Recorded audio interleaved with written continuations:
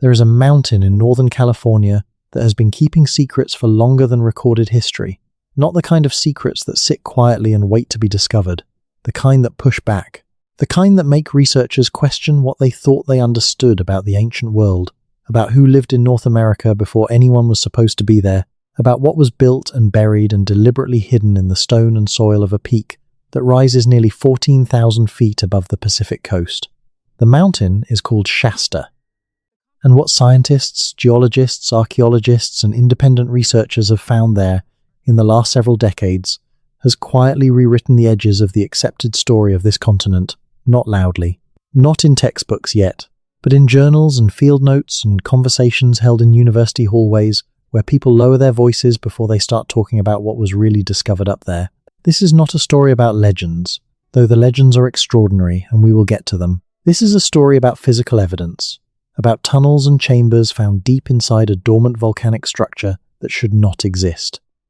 About artifacts recovered from elevations so high and conditions so hostile that no known pre-Columbian culture should have been operating there.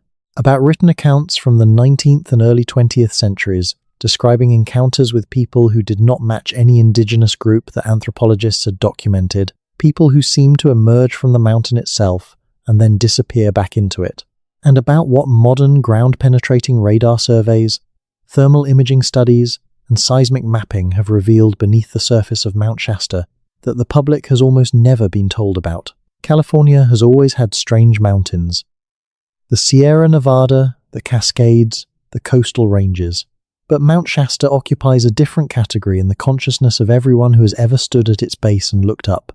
Something about the scale of it. Something about the way weather systems form around its peak when the surrounding sky is clear. Something about the silence that settles around the timberline in a way that hikers and researchers alike describe as not quite natural silence. Not the absence of sound. A presence. As if the mountain itself is listening. If you are watching this to fall asleep, that is exactly why I make these videos. Maybe subscribe and let me know where you are right now and what time it is. The first thing you need to understand about Mount Shasta is what it actually is. Physically, geologically, in terms of the raw structure of the thing. Because what it is makes what has been found inside it even harder to explain away. Shasta is a stratovolcano, sometimes called a composite volcano, meaning it was built up over hundreds of thousands of years by successive eruptions of lava and ash, and pyroclastic material layered one on top of the other, until the mountain reached its current enormous height. It sits at the southern end of the Cascade Volcanic Arc, the same chain that includes Mount St. Helens and Mount Rainier and Mount Hood. But Shasta is different from those peaks in one significant way. It is older, much older in terms of its internal structure, and it has had far more time to develop the complex network of tunnels, lava tubes, hydrothermal chambers, and subsurface cavities that make large stratovolcanoes some of the most labyrinthine structures on the surface of the planet. Lava tubes form when a river of molten rock flows downhill during an eruption, and the outer surface of that flow cools and hardens while the interior keeps moving. When the eruption stops, the molten interior drains away and leaves behind a hollow tube that can run for miles beneath the surface. Mount Shasta has hundreds of these. Some have been mapped, most have not. The known ones range from small passages barely wide enough for a person to crawl through to chambers large enough to park a commercial aircraft. And those are just the ones that intersect with the surface in ways that made them detectable using conventional survey methods. The deeper ones, the ones that exist entirely underground and connect to the hydrothermal system that still keeps parts of the mountain's interior warm despite the glaciers on its flanks, those are largely uncharted. And those are the ones that keep appearing in the accounts that researchers who have spent serious time on this mountain find most troubling to dismiss. The mountain has 4 glaciers: Whitney, Bolam, Hotlam, and Winton. Those glaciers have been retreating over the last century due to climate shifts, and their retreat has exposed sections of the upper mountain that had been covered in ice for potentially thousands of years. In those newly exposed sections, field teams have found things. Stone arrangements that could not have been formed by natural ice movement. Worked stone, meaning rock that shows deliberate shaping by tools rather than the fracture patterns of freeze-thaw cycles or volcanic pressure. And in at least 2 documented instances in the 1990s and again in 2011, what appeared to be intentional construction Low walls of fitted stone built against the volcanic rock of the mountain in locations that were almost certainly inaccessible to human builders during any historical period that we have formal records for. The question that follows from that is obvious and uncomfortable. If those structures were built during a period when the glacier coverage was lower, which would have required a warmer climate than the current one, then when exactly were they built, and who built them? To answer that question honestly requires going back much further than most conventional histories of North America are willing to go, because the accepted story of this continent has a problem. It has a starting point, and that starting point keeps getting pushed back every time someone digs in the wrong place or drills a core sample at the wrong elevation or runs a ground-penetrating survey over terrain that was not supposed to hold any. Archaeological interest. The textbook version says that humans arrived in North America by crossing a land bridge between Siberia and Alaska called Beringia, sometime between 15,000 and 13,000 years ago. They spread south through an ice-free corridor between the great glaciers that covered most of Canada. They reached what is now the continental United States around 13,000 years ago, give or take a millennium. These are the Clovis people, named for a site in New Mexico where their distinctive fluted stone points were first formally identified in 1929. For most of the 20th century, Clovis was the beginning, the first Americans, the answer to the question of who was here and when. Then the exceptions started appearing. A site in Chile called Monteverde was eventually accepted as predating Clovis by at least 1,000 years, possibly more. A site in Texas called the Deborah L. Friedkin site pushed the date back further. A coastal site in Oregon showed evidence of human activity at a date that required either a coastal migration route predating the ice-free corridor or a crossing of the Pacific that mainstream archaeology was not prepared to seriously consider. And through all of this, the question of the Pacific coast itself remained largely unresolved, because much of the coastline that would have been accessible to pre-Clovis maritime cultures is now underwater.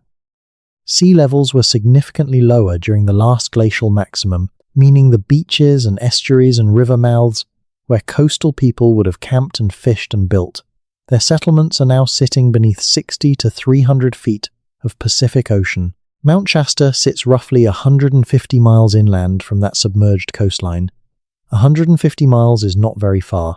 A healthy walking group following a river system from the coast could cover that distance in under 2 weeks. And the rivers that drain the western flank of the Cascades do connect, through their tributary systems, all the way to the coast. Which means that if there were people living on the Pacific coast of North America before the accepted timeline, they had access to the interior mountain ranges. They had reason to explore them, and they had thousands of years to do so before the Clovis culture appears in the archaeological record. The Shasta evidence does not stand alone. It sits at the intersection of a dozen different lines of inquiry that have been accumulating separately for over a century and are only now beginning to be understood as pointing at the same thing. Indigenous oral traditions from tribes throughout the Pacific Northwest and Northern California describe the mountain not as a geological feature, but as a place of emergence, a place where the first people came out of the earth, a place that was occupied before memory begins, not metaphorically occupied, physically occupied, by people who lived inside it. The Shasta people, the Wintu, the Modoc, the Achumawi, and several other indigenous nations whose territories bordered on or included parts of the mountain's foothills all maintained traditions that the mountain was inhabited. Not by spirits, though spirits were also part of the picture, but by actual physical beings who could be seen, who occasionally made contact with people in the lowlands, and who were described in terms that suggested they predated all the surrounding tribes. They were not ancestors of the surrounding tribes. They were something older. And then, in 1904, a man named Frederick Spencer Oliver published a book that would eventually be dismissed as fiction, but that contained specific geographical details about the interior of Mount Shasta, so precise and so consistent with what later geological surveys would reveal about the mountain's actual subsurface structure that the question of how he obtained that information has never been satisfactorily answered. Oliver's book described a network of tunnels and chambers inside the mountain. He described a community of people living in those chambers, people he called Lemurians, though he did not originate that term. He described an interior illumination that was not fire-based. He described chambers that maintained a constant temperature regardless of the conditions outside. He described passages that connected through the volcanic rock to locations miles away from the main peak. And he described all of this with a specificity that is difficult to explain if he was simply making things up. Because several of the specific structural details he described, including the relationship between certain tunnels and the hydrothermal system, were later confirmed by geological surveys conducted decades after his death. This does not mean that everything Frederick Spencer Oliver wrote was literally true. It means that somewhere in what he wrote, there is information that came from somewhere, information about the physical interior of a mountain that nobody was supposed to have access to. And that question, the question of where that information came from, is one of the threads that runs through every serious investigation of the Mount Shasta phenomenon. Let us talk about the geological surveys, because this is where the story stops being about legends and oral traditions and 19th century writers and starts being about data. Beginning in the 1970s and continuing through the 1980s and 1990s, a series of geological surveys were conducted on and around Mount Shasta for purposes that had nothing to do with archaeology or alternative history. They were conducted to assess the volcanic risk posed by the mountain to surrounding communities, to understand the hydrothermal system that vents steam and heat in various locations around the peak, to map the glacier structure and project future melt rates, standard scientific work, the kind of thing government agencies do with volcanoes that sit near populated areas. Those surveys used ground-penetrating radar, seismic tomography, thermal imaging, and eventually, in the early 2000s, more sophisticated imaging techniques that had originally been developed for mineral exploration. And across multiple independent surveys conducted by different teams with different objectives, certain anomalies kept appearing. Anomalies that the surveys were not designed to look for, and that the researchers conducting them were not always sure what to do with. Large void spaces at depths and in locations that did not match the known distribution of lava tubes. Chambers of a size and regularity that were inconsistent with purely volcanic formation. Tunnel-like structures connecting these chambers that ran in directions and at grades that seemed more consistent with water management than with random volcanic drainage. And in at least 2 of the surveys, thermal anomalies in locations where no geothermal explanation could be found. Warm spots deep inside the mountain that were not connected to any known volcanic vent or hydrothermal feature. The researchers who documented these anomalies were, to their credit, careful about how they characterized them. They noted them as unexplained. They flagged them for follow-up investigation. They did not immediately conclude that they had found evidence of ancient habitation or constructed chambers, because that is not how scientists talk about things they cannot yet explain. They describe what the data shows, and they note that the current models do not account for it. But when those reports sit alongside the oral traditions of the indigenous nations, alongside the accounts from the 19th and early 20th centuries, alongside the work stone found in the glacier retreat zones, alongside the artifacts recovered from anomalous elevations, a pattern begins to emerge that is very difficult to explain with purely geological vocabulary. Something was happening on this mountain, something that left physical traces in the rock and in the memory of the people who have lived around it for as long as anyone can determine. And the question of what that something was, when it happened, and who was responsible for it, is a question that the established frameworks of American archaeology and geology have not yet provided a satisfying answer to. We are going to go through that evidence carefully. We are going to follow each thread as far as it can be followed with the information currently available. And we are going to try to understand what the convergence of all these different lines of evidence is actually pointing at. Because the story of Mount Shasta is not really a story about one mountain. It is a story about what we do not yet know about who was on this continent, when they were here, and what they were capable of building in the time before any of our records begin. The oral traditions around Mount Shasta are not uniform. They do not all tell the same story in the same way.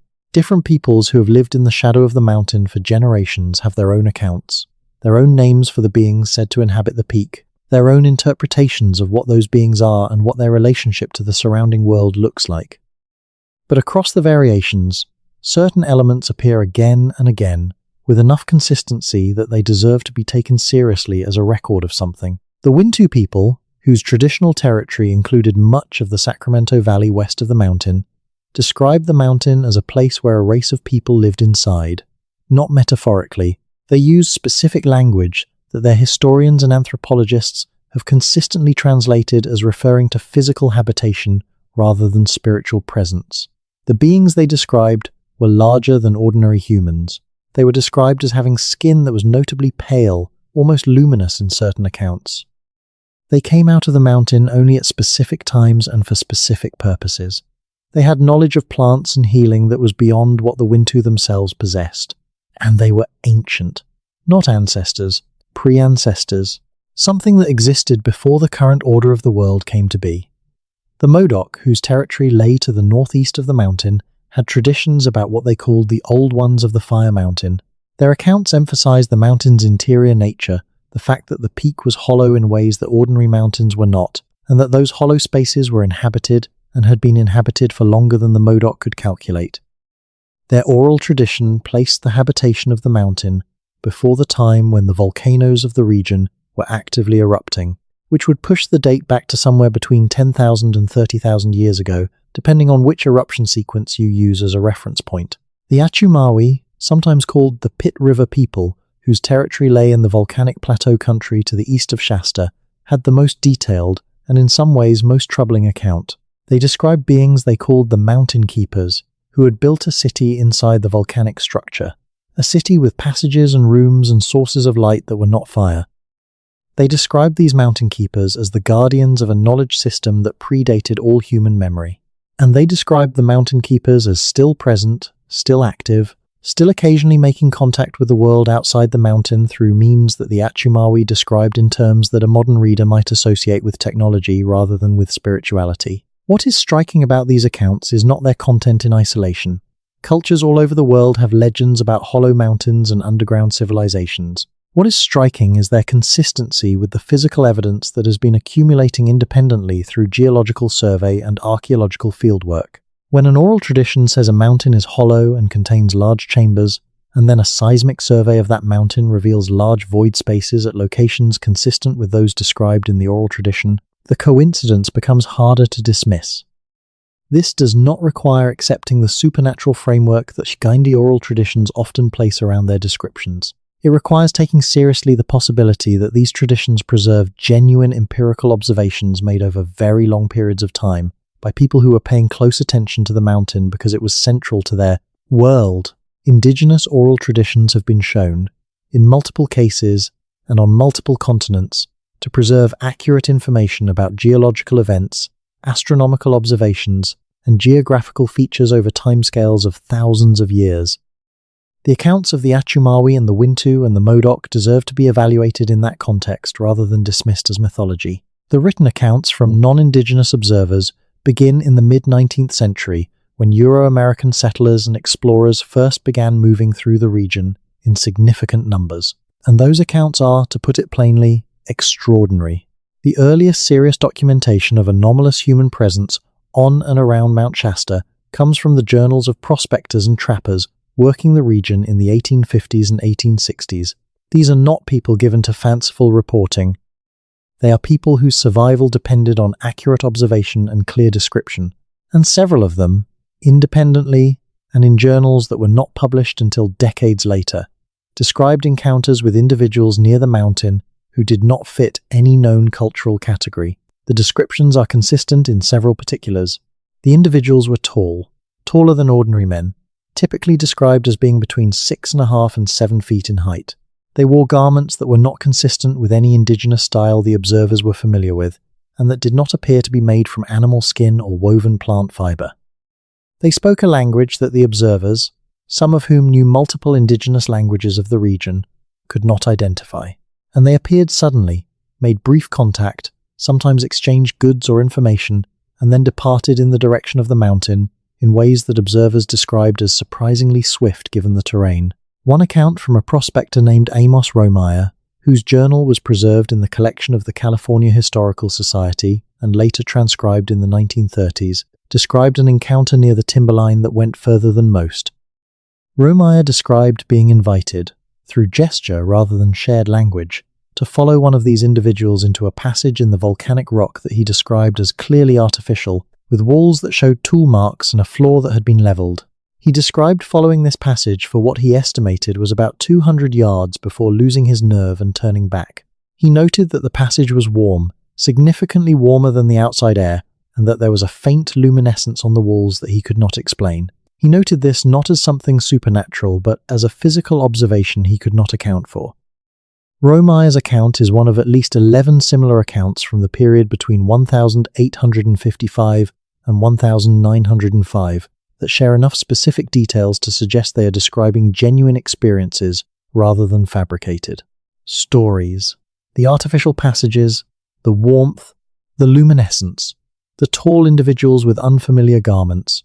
These details appear independently across accounts from people who had no apparent connection to each other and no access to each other's journals. In 1899, a writer and mystic named Philos the Thebetan, the pen name of Frederick Spencer Oliver, published the book that would become the single most influential and controversial piece of writing in the Mount Shasta literature. Oliver claimed that the book had been dictated to him over the course of his adolescence by a being he called Philos, an entity he encountered first on the slopes of Mount Shasta and subsequently in a series of what he described as interior experiences. The book described a civilization called Lemuria, which Oliver placed in the Pacific and described as having been partially destroyed by geological cataclysm, with survivors retreating to prepared underground habitations in mountain ranges around the Pacific Rim. Mount Shasta, according to Oliver's dictated account, was one of the primary locations of this post-cataclysm habitation. The Lemurian hypothesis, as Oliver presented it, draws from Theosophy, the philosophical and spiritual movement founded by Helena Blavatsky in the late 19th century, and much of what he wrote has the character of religious or spiritual literature rather than empirical documentation. But embedded within that spiritual framework are specific physical descriptions of the mountain's interior that, as noted earlier, correspond in remarkable ways to what later geological surveys revealed. The chambers Oliver described exist, or at least structures consistent with his descriptions of them have appeared in survey data. The hydrothermal system he described as providing heat and the source of the interior illumination corresponds structurally to what geologists have documented about the mountain's actual thermal dynamics. The general layout of the underground complex he described matches the patterns of void spaces and tunnel-like formations that show up in the seismic tomography of the peak. None of this proves that Oliver was accurately describing a functioning civilization inside the mountain. It does suggest that his account was drawing on information about the mountain's physical structure that was real. The question of how he obtained that information remains open. Between 1,900 and 1,930, Mount Shasta became the center of a remarkable concentration of reported anomalous activity. Hikers and climbers began regularly reporting encounters with unusual individuals on the mountain's slopes and in its lower forests. Local newspapers in the towns of Mount Shasta City and Weed published accounts of these encounters with enough frequency that the phenomenon became a recognized local curiosity. A 1904 article in the Siskiyou Daily News described robed figures seen moving through the forests near the base of the mountain at dawn. A 1931 article in the Los Angeles Times described what it called the robed ones, using accounts from multiple witnesses who had independently reported encounters with individuals dressed in white or cream-colored garments who appeared near the mountain and then vanished. The 1931 Los Angeles Times article is particularly significant because it drew national attention to the Shasta phenomenon and prompted a response from several credible observers who wrote letters to the newspaper describing their own encounters. Those letters, preserved in the newspaper's archives, describe experiences consistent with the earlier accounts: the tall stature, the unfamiliar garments, the sudden appearance and disappearance, and in several cases, the specific detail that the individuals encountered seemed to be carrying objects or materials that the observers could not identify and that did not match anything in their experience. A mining engineer named Edward Lancer, whose background and professional reputation gave his account an authority that purely spiritual or philosophical writers lacked, wrote a long piece for the Los Angeles Times in 1932, describing what he had personally witnessed near the mountain and what local residents had told him. Lanza described a community of people, which he identified as Lemurian based on the literature he had encountered, who were conducting what appeared to be commercial activity in the towns near the mountain. They were buying sulfur, salt, and other materials in quantities that suggested an established operation. They paid in gold, and they consistently refused any interaction beyond the transaction itself, departing immediately and in the direction of the mountain. Lancer noted that local merchants were familiar with these individuals and had been transacting with them for years. They did not find it remarkable, in the way that long familiarity with a strange thing eventually makes the strangeness invisible. They knew these people came from the mountain. They did not know more than that, and did not, apparently, feel the need to. The gold is worth pausing on, because gold is a specific kind of evidence. It is physical. It can be tested. It can be sourced, at least to some extent, through analysis of its mineral composition and trace impurities to a general region of origin. And the gold that these individuals were spending in the towns near Mount Shasta in the 1920s and 1930s was, according to at least one account, unusual. A jeweler in Mount Shasta city who had handled the gold described it as having an unusual purity and an unusual character that he could not place as coming from any of the known placer gold deposits of Northern California. He said it looked refined, not raw placer gold from a stream, but processed, smelted and worked to a purity that was not common outside of commercial refining operations. The jeweler's observation sits in the category of things that are difficult to explain and easy to overlook. It does not make headlines. It does not feature in textbooks. It is a small detail in a long and largely ignored chain of small details. But small details have a way of mattering when enough of them point in the same direction. Let us turn now to the archaeological evidence, because, while the oral traditions and the historical accounts are suggestive and sometimes compelling, they are not the same thing as physical artifacts that can be dated and analyzed. And the physical evidence from the Mount Shasta region, when assembled and examined together, presents challenges to the accepted timeline of North American prehistory that are genuinely difficult to explain away. The most significant archaeological finds associated with Mount Shasta have come from three general categories. First, worked stone found at elevations above the normal range of pre-Columbian habitation in the region. Second, what appear to be constructed features, walls and modified passages in the volcanic rock of the upper mountain.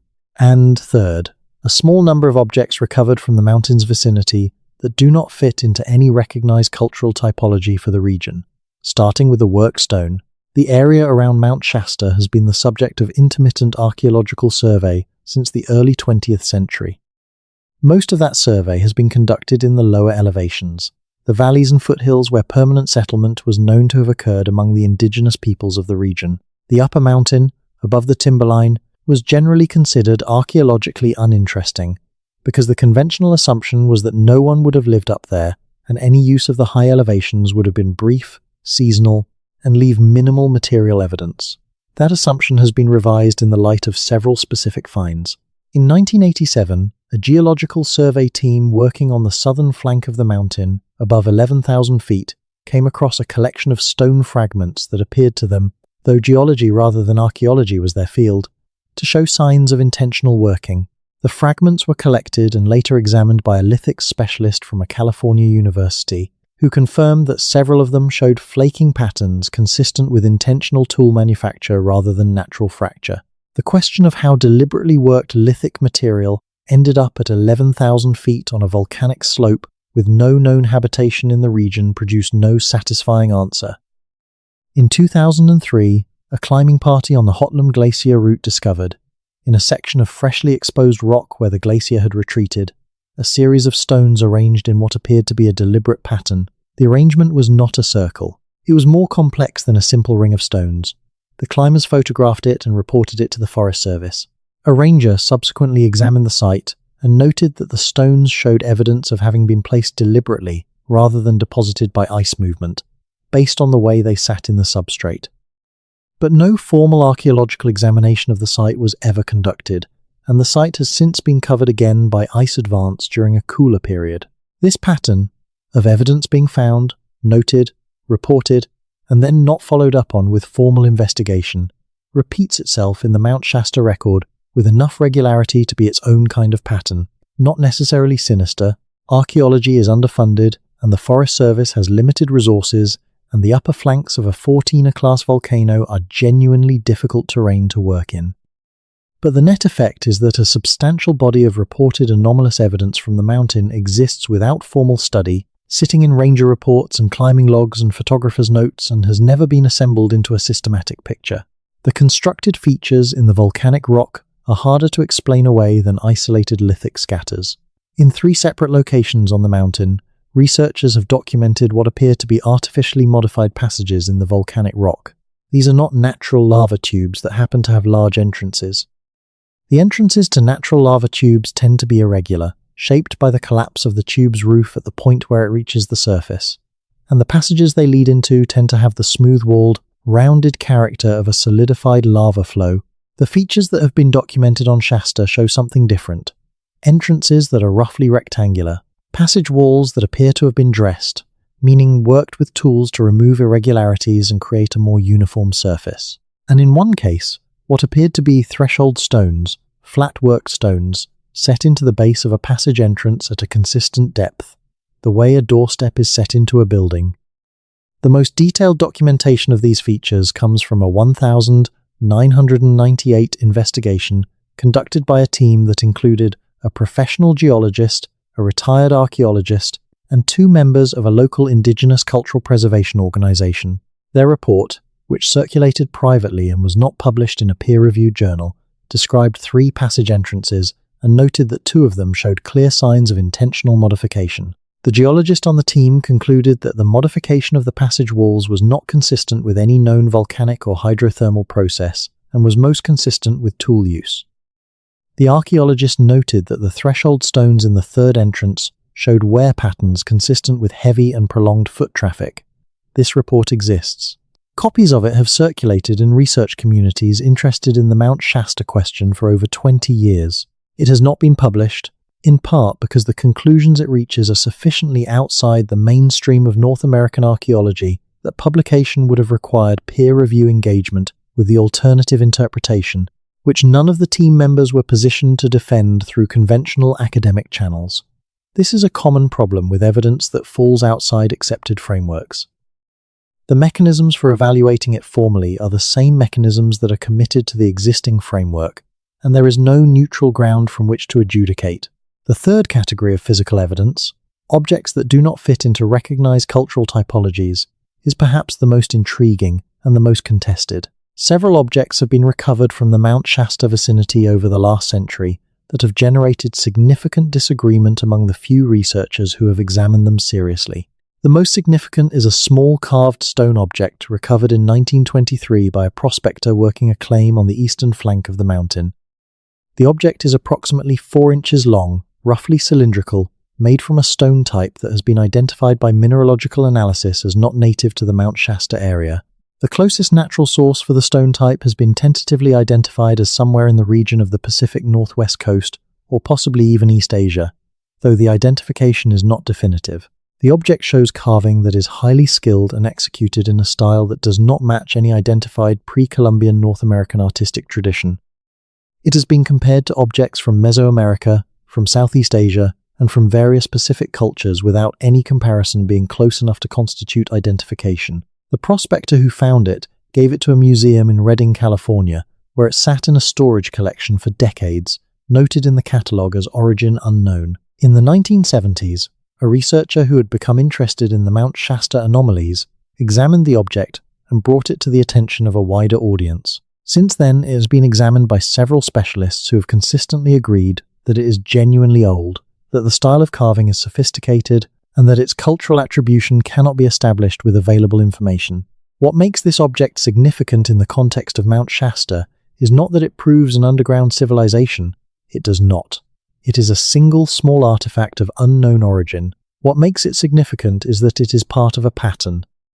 It is one of at least a dozen objects from the Mount Shasta region that share the characteristic of being genuinely old, showing skilled manufacture, and not fitting into the recognized cultural sequence of the region. On their own, each could be explained as a trade object that traveled far from its place of origin before being lost or discarded. Together, they raise the question of what kind of contact was happening in this region, with whom, and over what period of time. The question of contact is important because Mount Shasta does not exist in geographical isolation.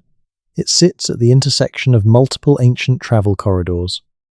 The Sacramento River, which drains southward from the Shasta region, was a major route connecting the Northern California interior with the coast. The Klamath River system to the northwest connected the mountain region to the Oregon coast. The Pitt River to the east provided access toward the Great Basin.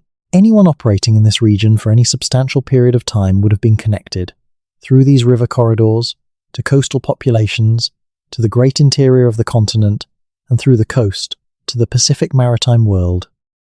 The Pacific maritime world is a subject that mainstream American archaeology has historically treated with extreme caution, but the evidence for pre-Columbian Pacific contact with the Americas has been accumulating steadily.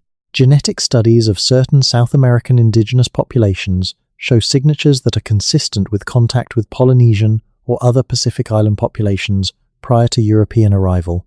Sweet potato cultivation, which originated in South America, reached the Pacific Islands thousands of years before Columbus.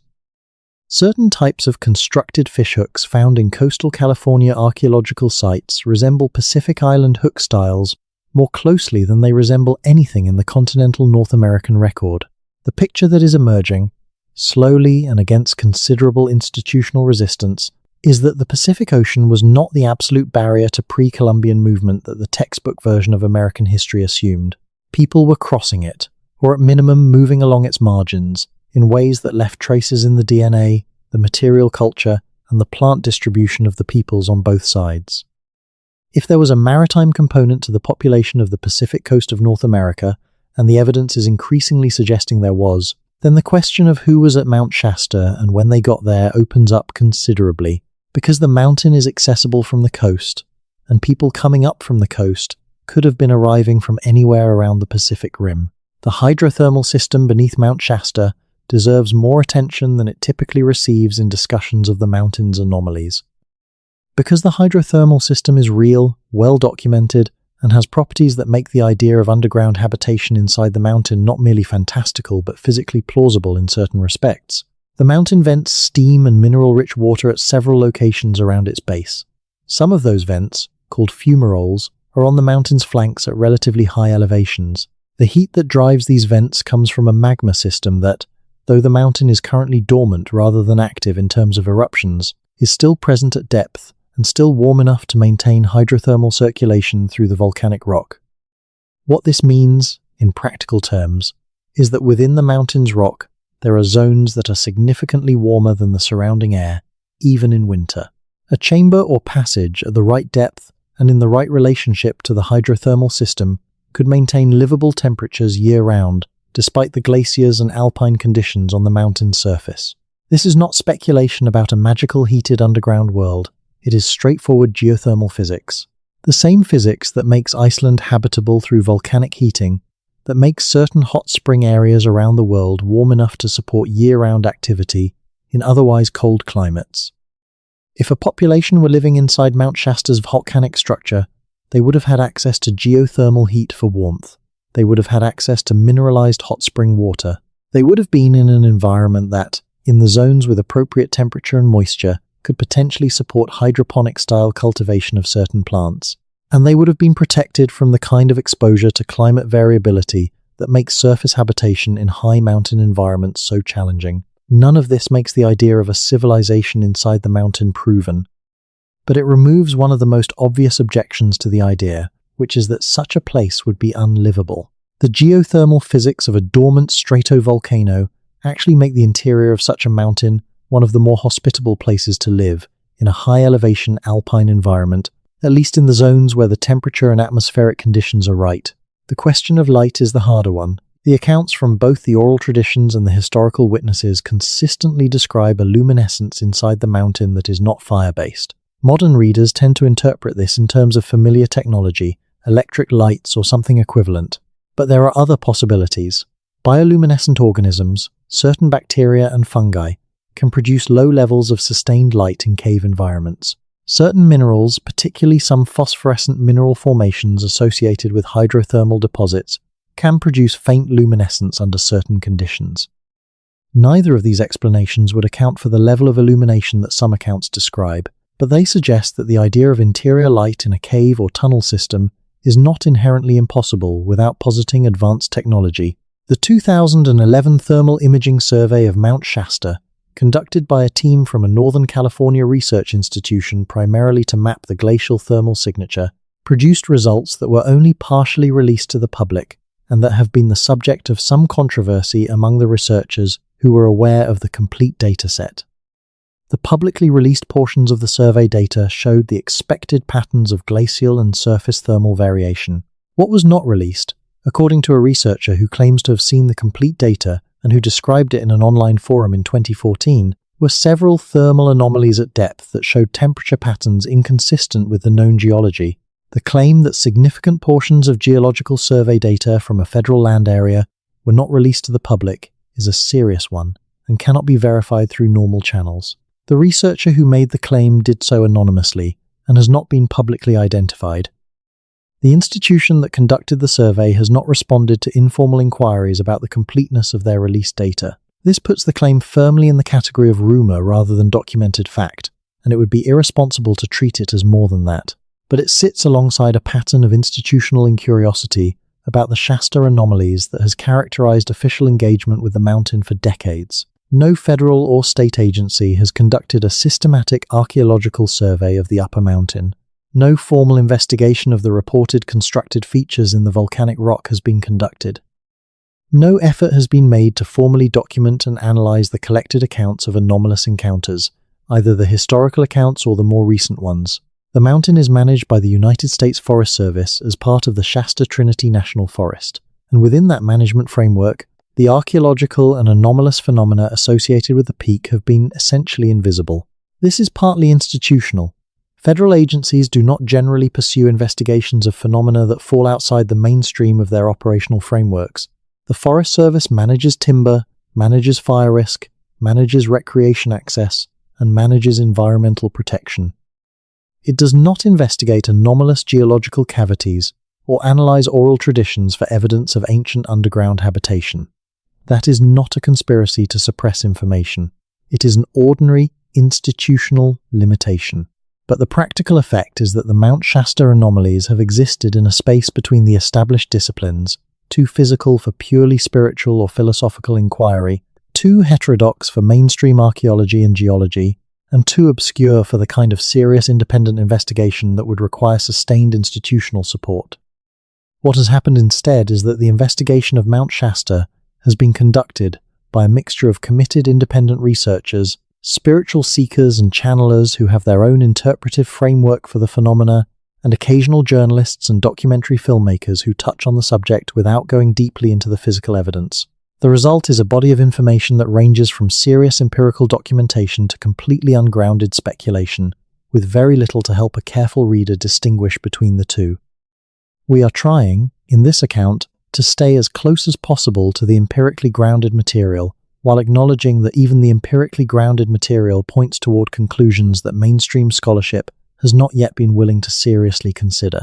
Let us look more carefully at the period between 1880 and 1940, which represents the most densely documented era of anomalous reports from the mountain.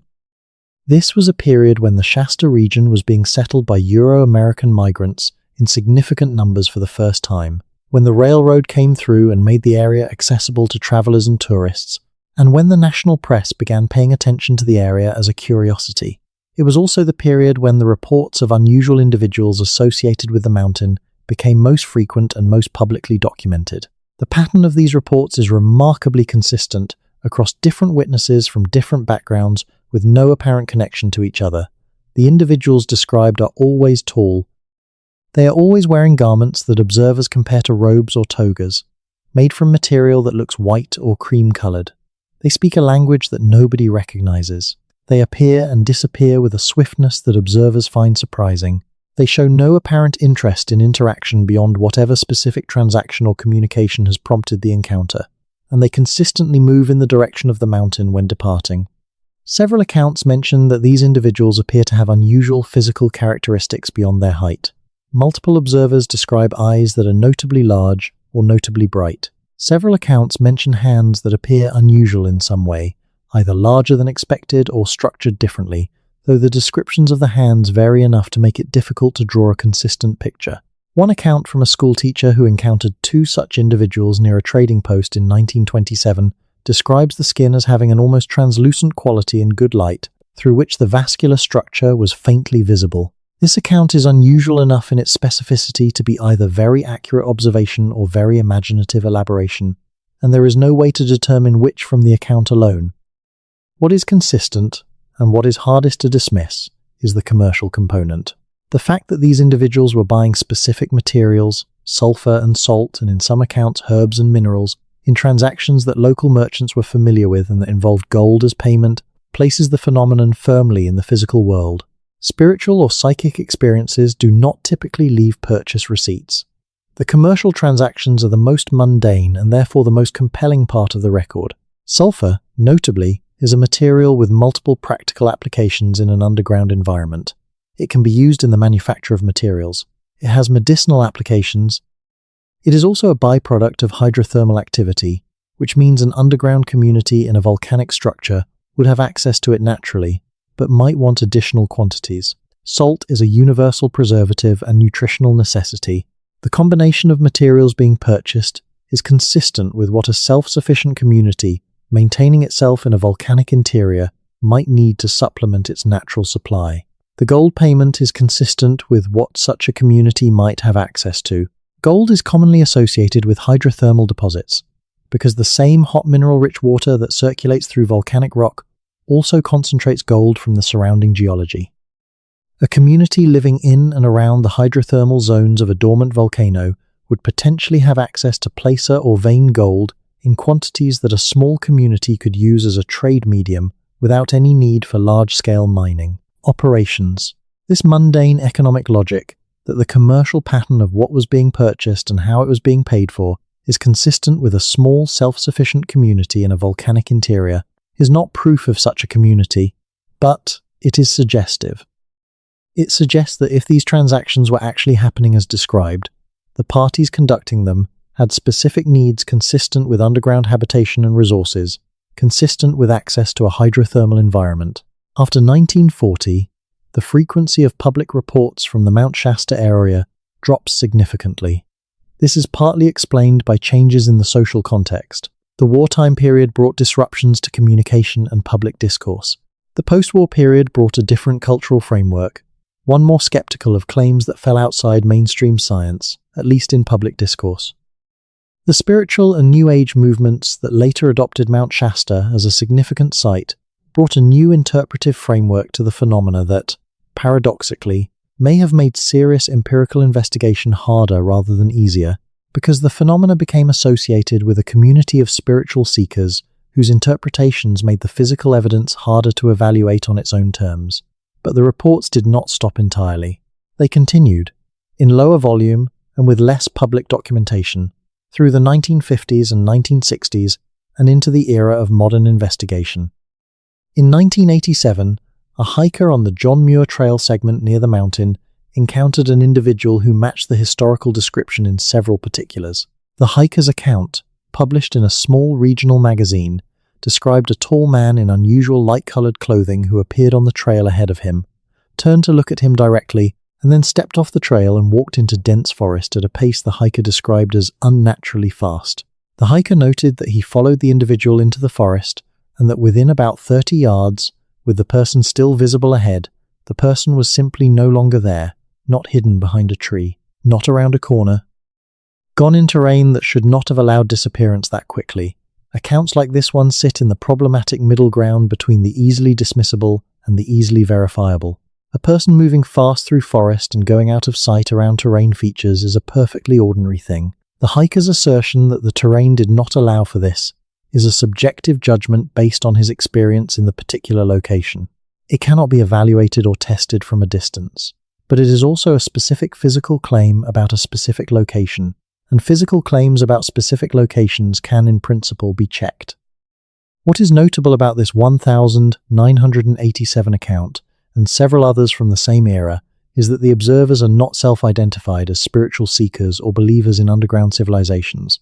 They are people who had a specific anomalous experience and reported it because it did not fit their expectations. The self-selection bias that might lead someone with a prior belief in the Shasta phenomena to see what they expected to see does not apply cleanly to these accounts. The 1987 hiker explicitly stated that he had no prior knowledge of the Shasta reports and looked them up only after his encounter when he was trying to understand what he had seen. This pattern of people with no prior investment in the phenomena reporting experiences consistent with the historical record is one of the things that keeps the Shasta question open for serious researchers.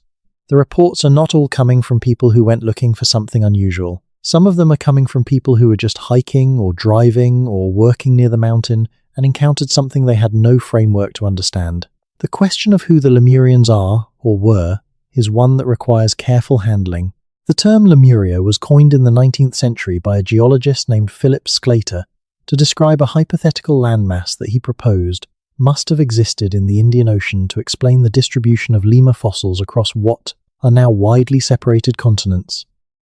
The geological hypothesis was eventually replaced by the theory of plate tectonics, which provides a much more satisfying explanation for the distribution of similar fossil species across separated landmasses. Lemuria as a geological concept is not supported by modern earth science. The Theosophical movement, particularly through the writings of Helena Blavatsky and later William Scott Elliott, took the geological term and repurposed it for a spiritual and racial theory about the development of humanity through a series of root races, of which the Lemurian race was supposedly the third. This framework is not scientifically credible, and in some of its racial dimensions is deeply problematic by any modern ethical standard. None of that necessarily invalidates the specific and more limited claim that Oliver made, that the interior of Mount Shasta contains habitation of some kind. The Lemurian mythology around Shasta is one interpretive framework for the phenomenon, and it is not a particularly good one, either scientifically or ethically. But the phenomenon itself, the physical evidence, the historical accounts, the geological anomalies, exists independently of the Lemurian interpretation. The Lemurian narrative became attached to the Shasta evidence because it was available and because the individuals who were investigating the mountain in the early 20th century were themselves embedded in the theosophical worldview. A better approach, and one that several more careful researchers have taken, is to look at the evidence without the Lemurian framework and ask what interpretations it actually supports. What the evidence, taken seriously and evaluated critically, seems to suggest is something like the following. There is, or has been in the relatively recent past, a community of people associated with the interior of Mount Shasta that does not belong to any of the recognized indigenous cultures of the region, and that does not appear in any conventional historical record. This community has characteristics: tall stature, unusual garments, an unknown language, access to gold and familiarity with hydrothermal environments that are consistent with a long period of isolation from the broader culture of the continent. The mountain's geological structure, particularly its hydrothermal system and its extensive network of lava tubes and void spaces, could plausibly support habitation by a small community with appropriate technological adaptations, and the physical evidence from the mountain, including worked stone at anomalous elevations, constructed appearing features in the volcanic rock, and cultural objects of unknown origin, is consistent with a long period of activity at the site that predates the conventional archaeological record of the region. This does not require accepting that these people are descended from a lost continent. It does not require supernatural explanations. It requires acknowledging the possibility that a group of people, at some point in the pre-Columbian history of North America, established a habitation inside the volcanic structure of Mount Shasta and maintained that habitation over an extraordinarily long period, possibly thousands of years, in isolation from the surrounding cultures. Such a community would not be unique in the anthropological literature. There are documented cases from around the world of small groups maintaining isolated communities for centuries, retaining cultural characteristics that diverge significantly from surrounding populations as a result. In the valleys and highlands of various mountain ranges, communities have been found that preserve languages and practices that diverge from their neighbors many hundreds of years ago. The isolation that a volcanic interior would provide is more extreme than most documented cases, but it is a difference of degree rather than of kind. The persistence of such a community over thousands of years rather than hundreds would require specific conditions. A sustainable resource base, which the hydrothermal environment inside the mountain could potentially provide in terms of heat, water, and certain minerals. A population large enough to maintain genetic diversity over many generations. A cultural framework that preserved the knowledge necessary to maintain the habitation over long periods. And some degree of controlled contact with the outside world, enough to obtain materials they could not produce internally, such as the sulfur and salt that the historical accounts describe them purchasing, but limited enough to preserve their isolation. These conditions are demanding. They do not describe an easy or comfortable existence, but they are not impossible.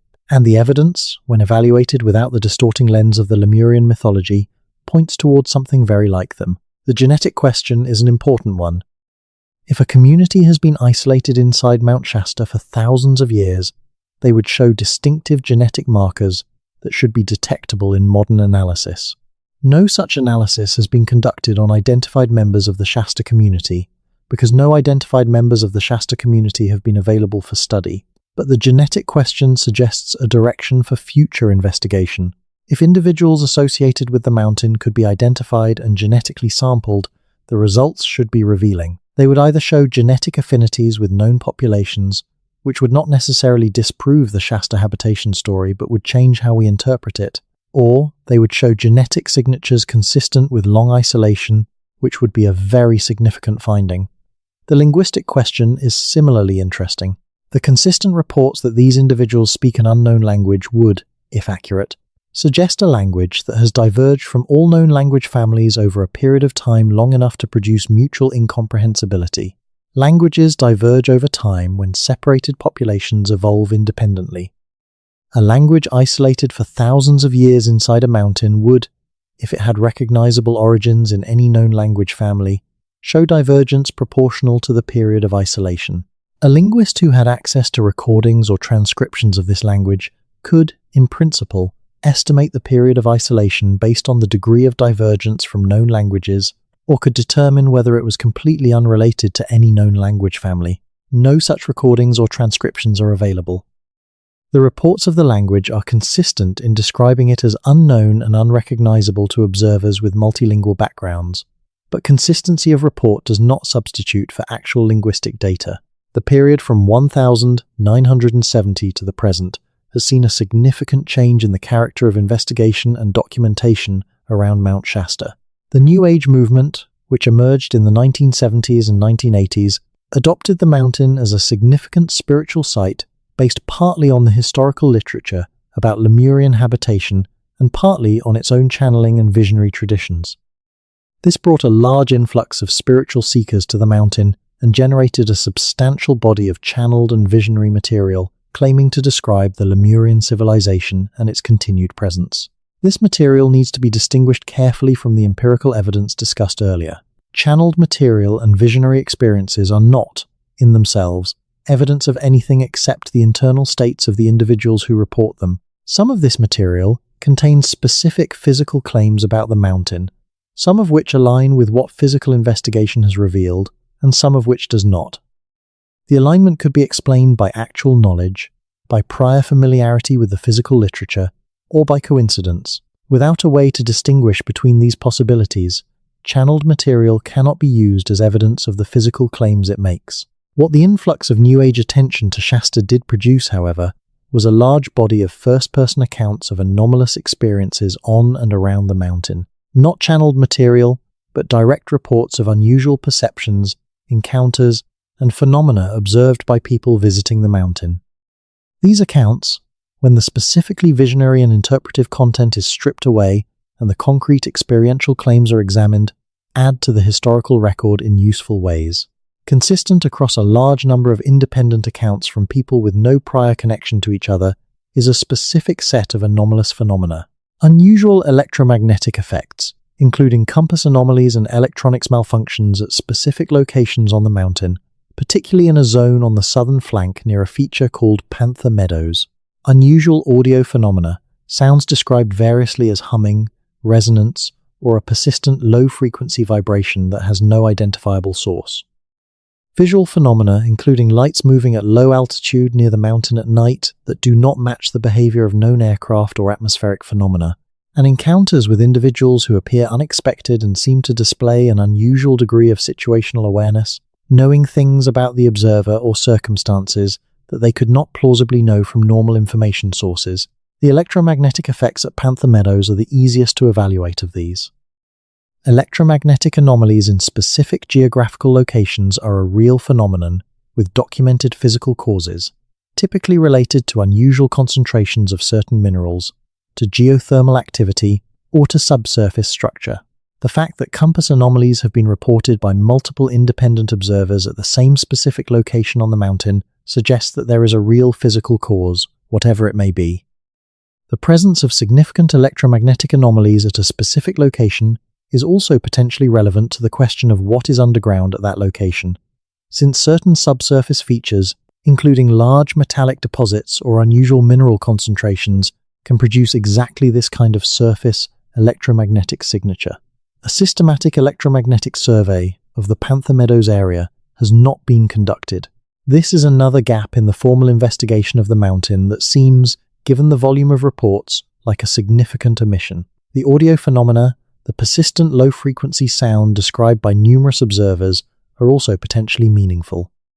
Low-frequency sounds in specific locations are commonly produced by geothermal activity, by subsurface gas movement, or by resonance effects in cavities. A large empty space underground, particularly one connected to the surface through passages of specific dimensions, can act as a resonant cavity that produces persistent low-frequency tones through natural air pressure effects.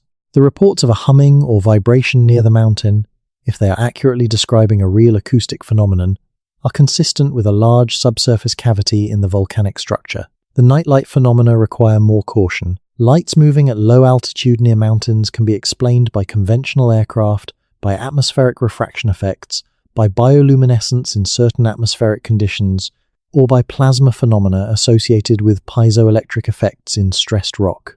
None of these explanations requires an underground civilization, but the consistency of the reports and the specific behaviors described, lights that move in ways inconsistent with conventional aircraft flight characteristics, lights that appear to emerge from or disappear into the mountain's surface, lights that respond to the presence of observers in ways that random natural phenomena would not, suggest that whatever is producing these effects deserves more formal investigation than it has received. The indigenous relationship to Mount Shasta in the contemporary period is complex and nuanced in ways that the historical accounts sometimes flatten. The tribes whose traditional territories include or border on the mountain have maintained their cultural relationship to the peak through the period of Euro-American settlement and into the present. That relationship is not simply one of reverence for a spiritual landmark. It is an ongoing engagement with a place that is central to their cultural identity and to their understanding of the world. Contemporary representatives of the Wintu, Modoc, and other nations with historical connections to the mountain have spoken publicly about their traditions regarding the mountain's habitation in ways that range from explicit to carefully circumspect. Some have been willing to state directly that the traditions describe actual physical beings living inside the mountain, not spirits or metaphors. Others have been more guarded, noting that some aspects of the traditions are not meant for public discussion and that sharing them in inappropriate contexts would be a violation of cultural protocols. What is consistent across contemporary indigenous voices on this subject is the insistence that the mountain is not simply a geological feature, but a living system with which their communities have a relationship that extends back further than memory can reach. And the consistency with which they maintain that relationship, in the face of centuries of pressure from surrounding cultures to abandon or rationalize it, suggests that they are drawing on something more substantial than simple mythology. The specific claim that resonates most powerfully across indigenous accounts, historical accounts, and physical evidence is the claim about the mountain's interior, the hollow mountain, the chambers and passages, the beings who live inside. This claim appears too consistently and from too many independent sources to be easily dismissed. And the physical evidence from geological surveys, while not conclusive, is consistent with the presence of large subsurface void spaces that could, under the right conditions, support habitation. The Cascade volcanic arc, of which Mount Shasta is a part, has a complex and active geological history that extends back millions of years.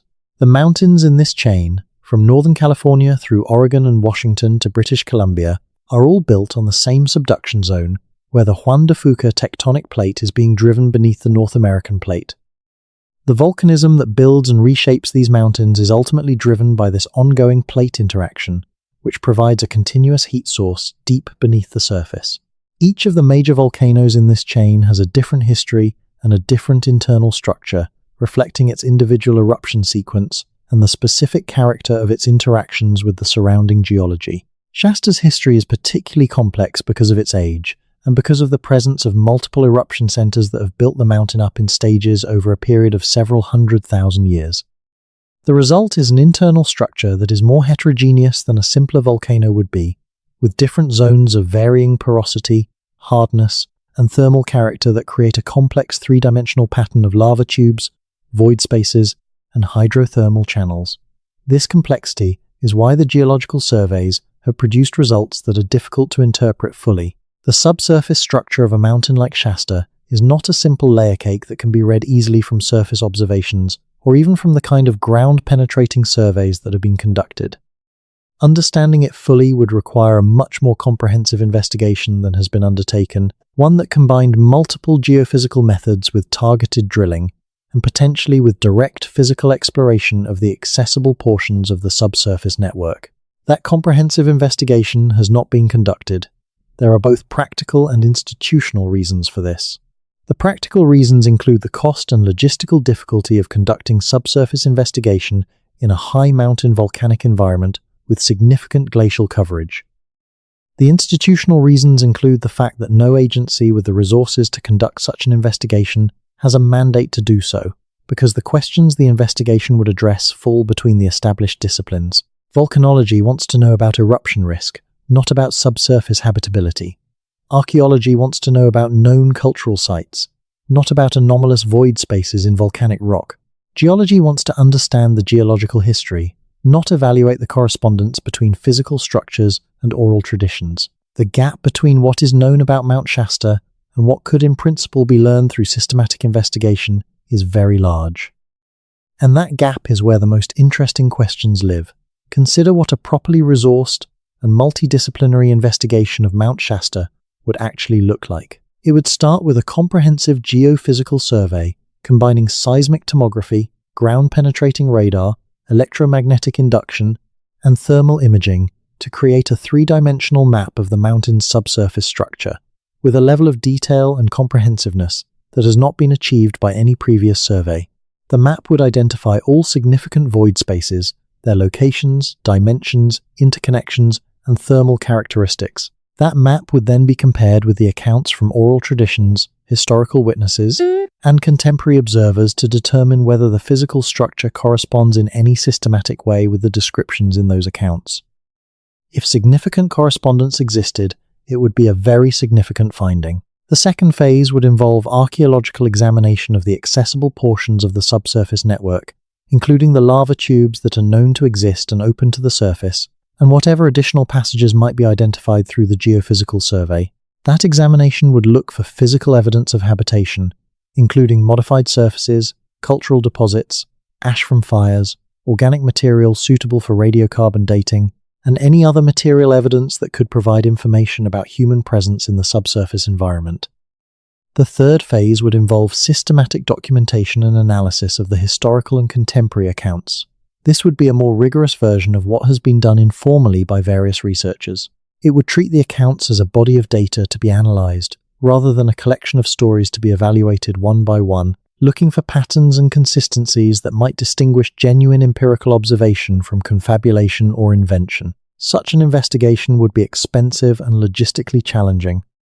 It would also require a degree of interdisciplinary cooperation and willingness to follow evidence wherever it leads that is not characteristic of the current structure of academic research, but the potential significance of what it might find would seem to justify the effort.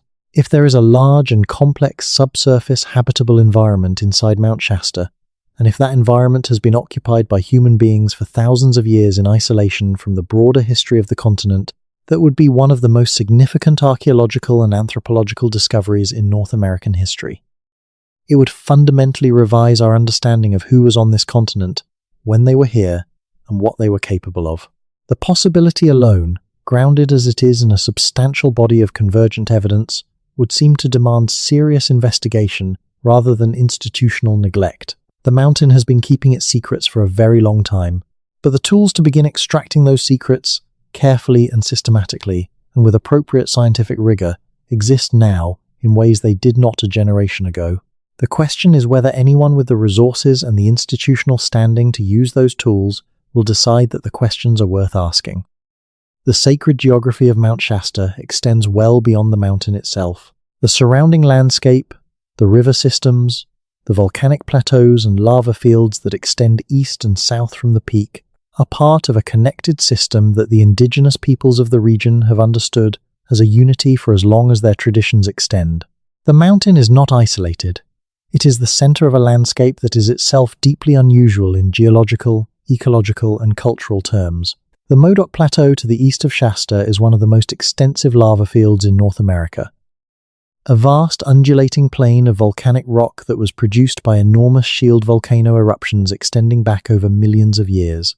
It contains within it Lava Beds National Monument, which preserves one of the most extensive accessible lava tube systems in the United States.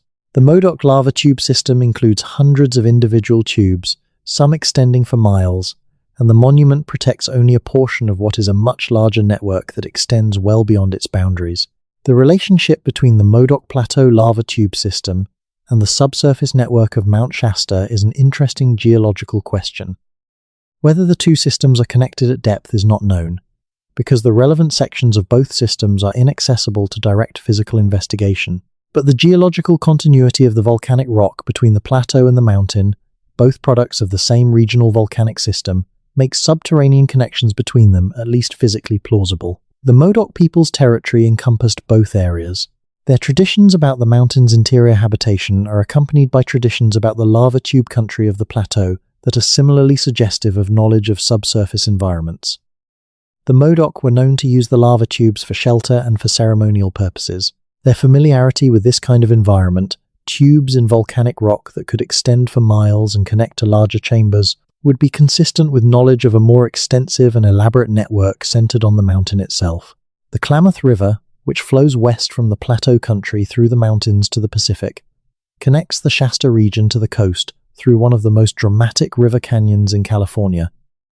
The Klamath has been a significant cultural corridor for as long as people have been in the region, and the tribes along its length maintain traditions that reference the mountain in ways that extend well beyond their immediate territory's boundaries. The Karuk people of the Klamath River Canyon, whose traditional territory is primarily downstream from the mountain, have traditions about the mountain that parallel those of the tribes whose territory is directly adjacent to the peak. This suggests that whatever the mountain represents in indigenous cultural geography, its significance was understood across a wide region, rather than being purely local. The geothermal features of the broader Shasta region add another dimension to the picture. The volcanic system that built Shasta continues to express itself through hot springs, fumaroles, and mud pots at various locations around the mountain's base and in the surrounding countryside. Medicine Lake Volcano, a shield volcano located about 30 miles northeast of Shasta, is itself a significant geological feature with its own extensive lava tube system and its own history of human habitation and ceremonial use. The relationship between the two volcanic systems is poorly understood, but they share the same deep geological roots in the subduction zone that drives all the Cascade volcanism. What the broader regional picture suggests is that the Mount Shasta anomalies are not isolated phenomena. They are part of a pattern that extends across a significant portion of the Pacific Northwest volcanic landscape, a landscape that has been actively shaped by volcanism throughout the period of human habitation of the region, and that has provided both resources and challenges to the people who have lived in it.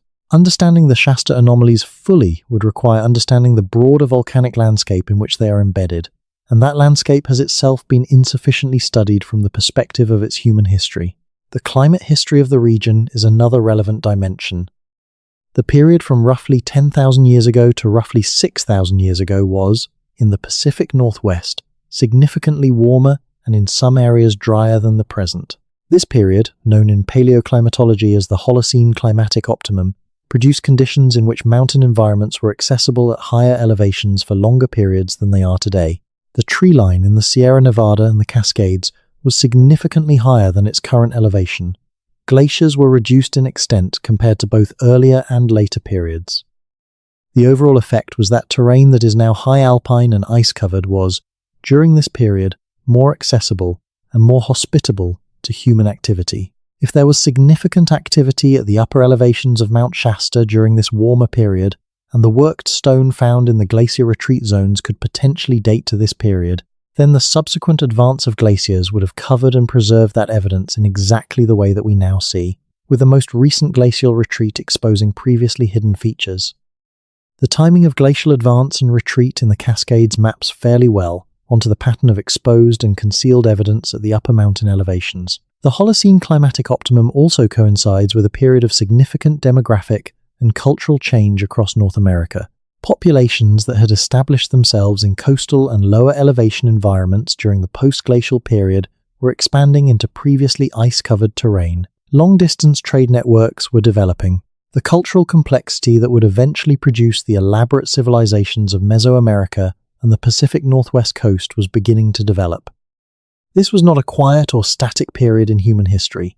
It was a period of significant movement, experimentation, and cultural development. If there were people establishing themselves in the volcanic interior of Mount Shasta during this period, they would have been doing so in a broader context of significant human activity throughout the region. The resources of the mountain, its geothermal warmth, its mineral wealth, its commanding position overlooking major travel corridors, would have been attractive to a community seeking to establish a sustainable habitation in a period of expanding human activity.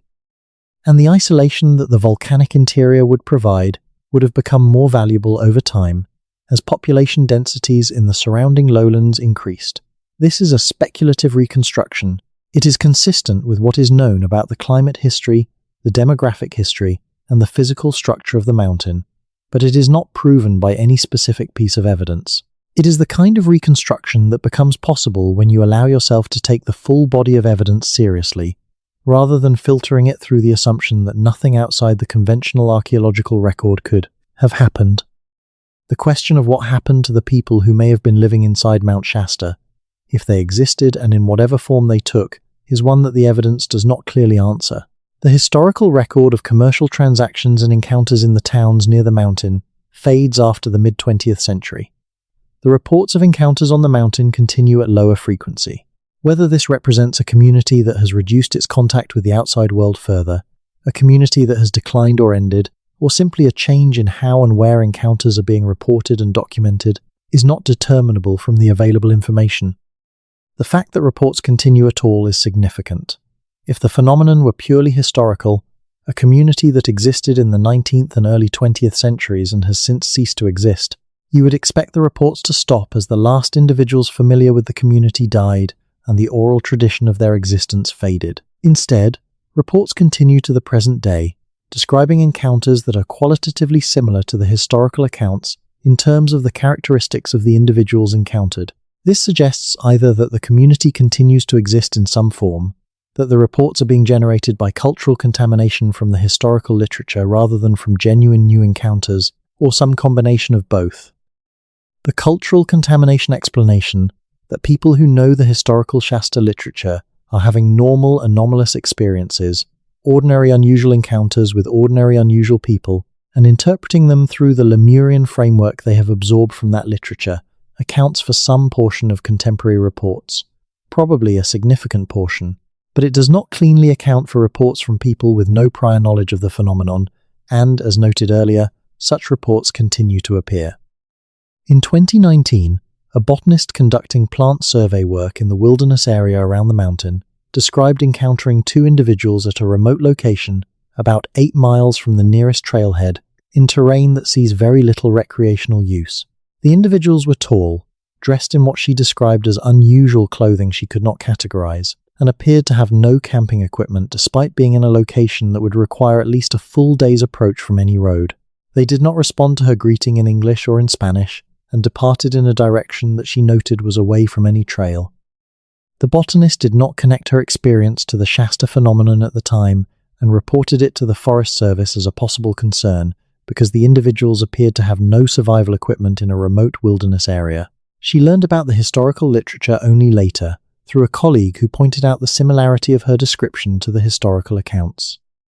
A report of this type, from a professional with a specific non-touristic reason for being in the backcountry, without prior knowledge of the phenomenon, describing characteristics consistent with the historical pattern, is more difficult to explain as cultural contamination than a report from someone who went to the mountains specifically looking for Lemurians. The Forest Service record of the botanist's report, if it exists in their database, would be verifiable documentation of the encounter from an official source. Whether the report is in their database and what it says has not been independently confirmed. Moving to the broader question of what Mount Shasta might tell us about the pre-Columbian history of North America, we need to situate the mountain in the context of a growing body of evidence that the conventional timeline of American prehistory is significantly incomplete.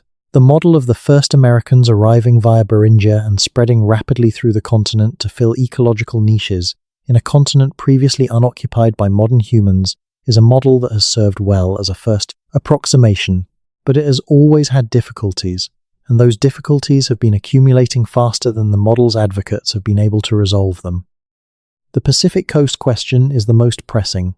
If humans were moving down the Pacific Coast as an alternative or complement to the interior ice-free corridor route, and the genetic and archaeological evidence increasingly supports this, then the coastal sites that would document this movement are now underwater. The coastline at the time of that movement, roughly 15,000 to 20,000 years ago, was significantly further west than the current coastline. The submergence of those coastal archaeological sites by rising sea levels since the end of the last ice age is one of the most important reasons why the pre-Clovis occupation of North America has been so difficult to document. This is not a convenient excuse for absence of evidence. It is a genuinely significant factor in the state of the record. The archaeological evidence of early coastal occupation that would most compellingly demonstrate a pre-Clovis presence on the Pacific coast of North America is, by geological necessity, at the bottom of the Pacific Ocean. The question of when systematic underwater archaeological investigation of the submerged continental shelf will be conducted at a scale sufficient to address these questions remains open, but the evidence from terrestrial sites and genetic studies is making the answer increasingly clear even in the absence of the underwater sites. Mount Shasta, sitting above the waterline and preserving its geological record in volcanic rock rather than in the sedimentary deposits that tend to be eroded and disturbed by ordinary landscape processes, represents a potential archive of information about a period in North American prehistory that is almost entirely undocumented elsewhere. The volcanic rock is durable. Features created in it thousands of years ago can persist with minimal alteration if they are in stable subsurface environments protected from the erosional forces that destroy most archaeological sites. This is one reason why the anomalous features at the upper mountain, the worked stone, the modified passages, the constructed appearances in the volcanic rock, deserve more serious attention than they have received.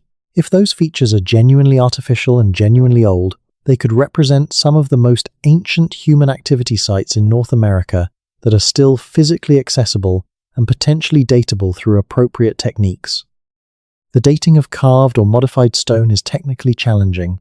Stone itself cannot be radiocarbon dated because it contains no organic carbon, but associated sediments, organic material in crevices or on worked surfaces, and certain mineral coatings called rock varnish can be dated using various techniques including cation ratio dating and optically stimulated luminescence.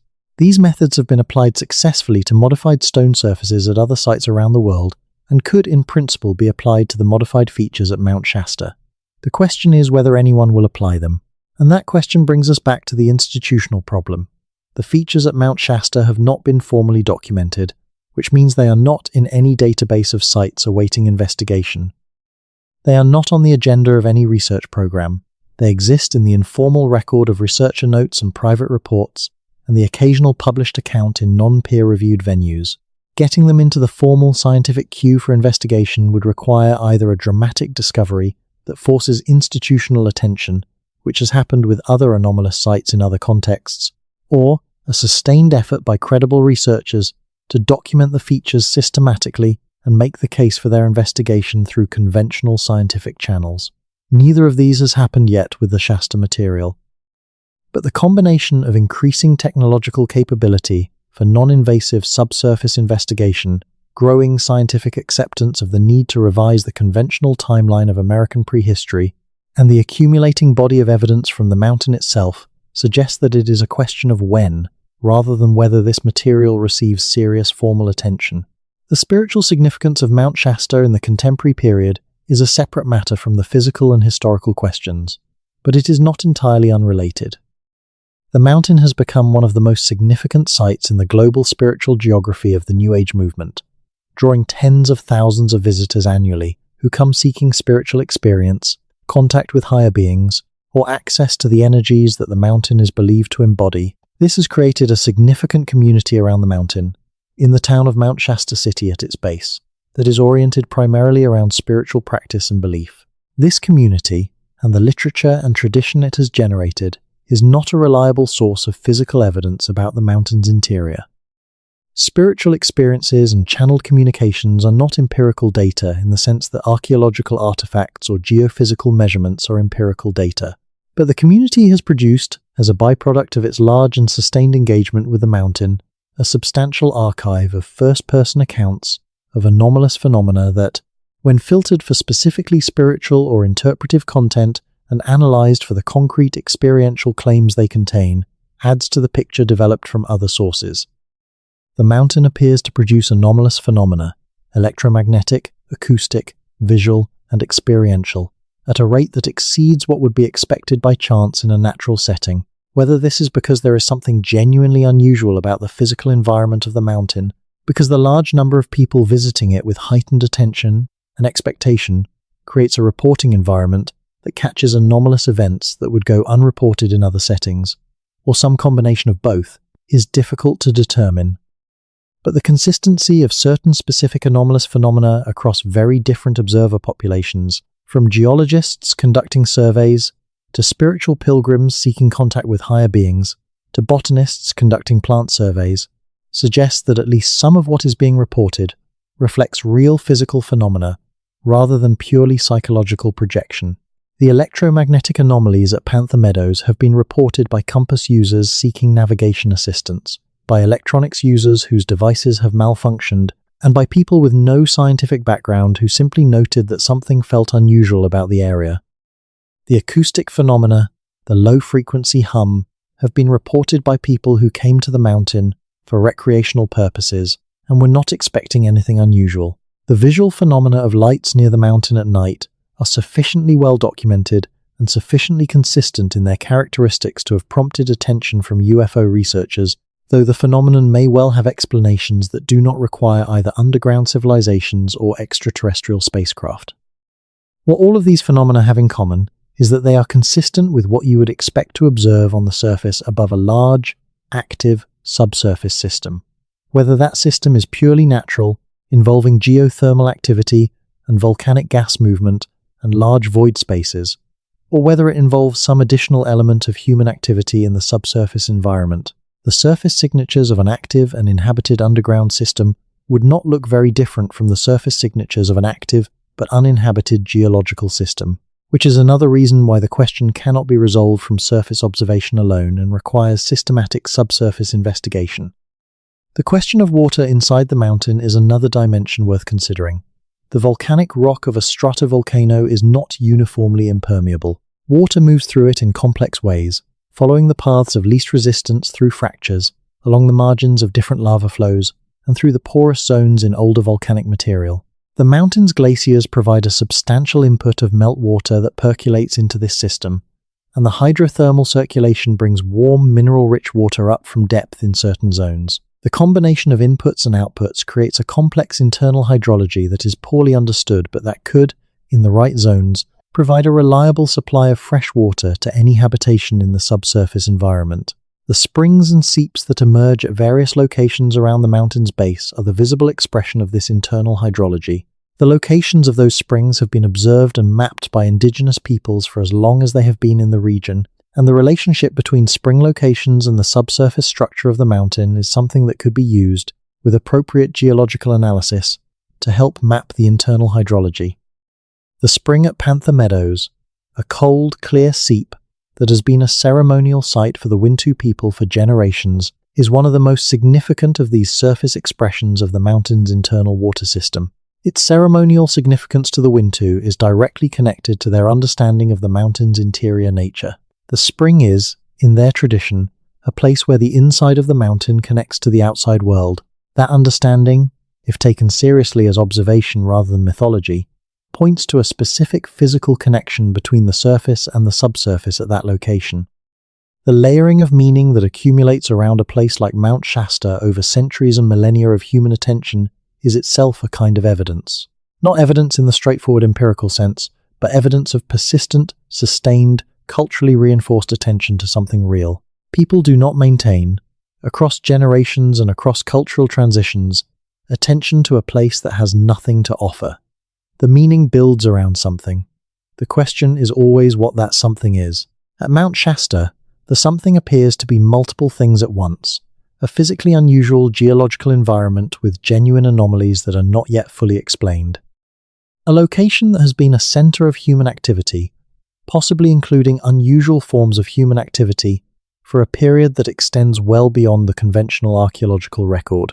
A place where the indigenous peoples of the region have maintained traditions of significance that correspond in specific ways to the physical characteristics of the mountain, and a place that continues to produce anomalous reports from observers of all kinds, from the rigorous to the highly credulous, that share enough characteristics to suggest a common physical source. None of these dimensions exhausts the phenomenon. All of them deserve serious investigation that they have not yet received.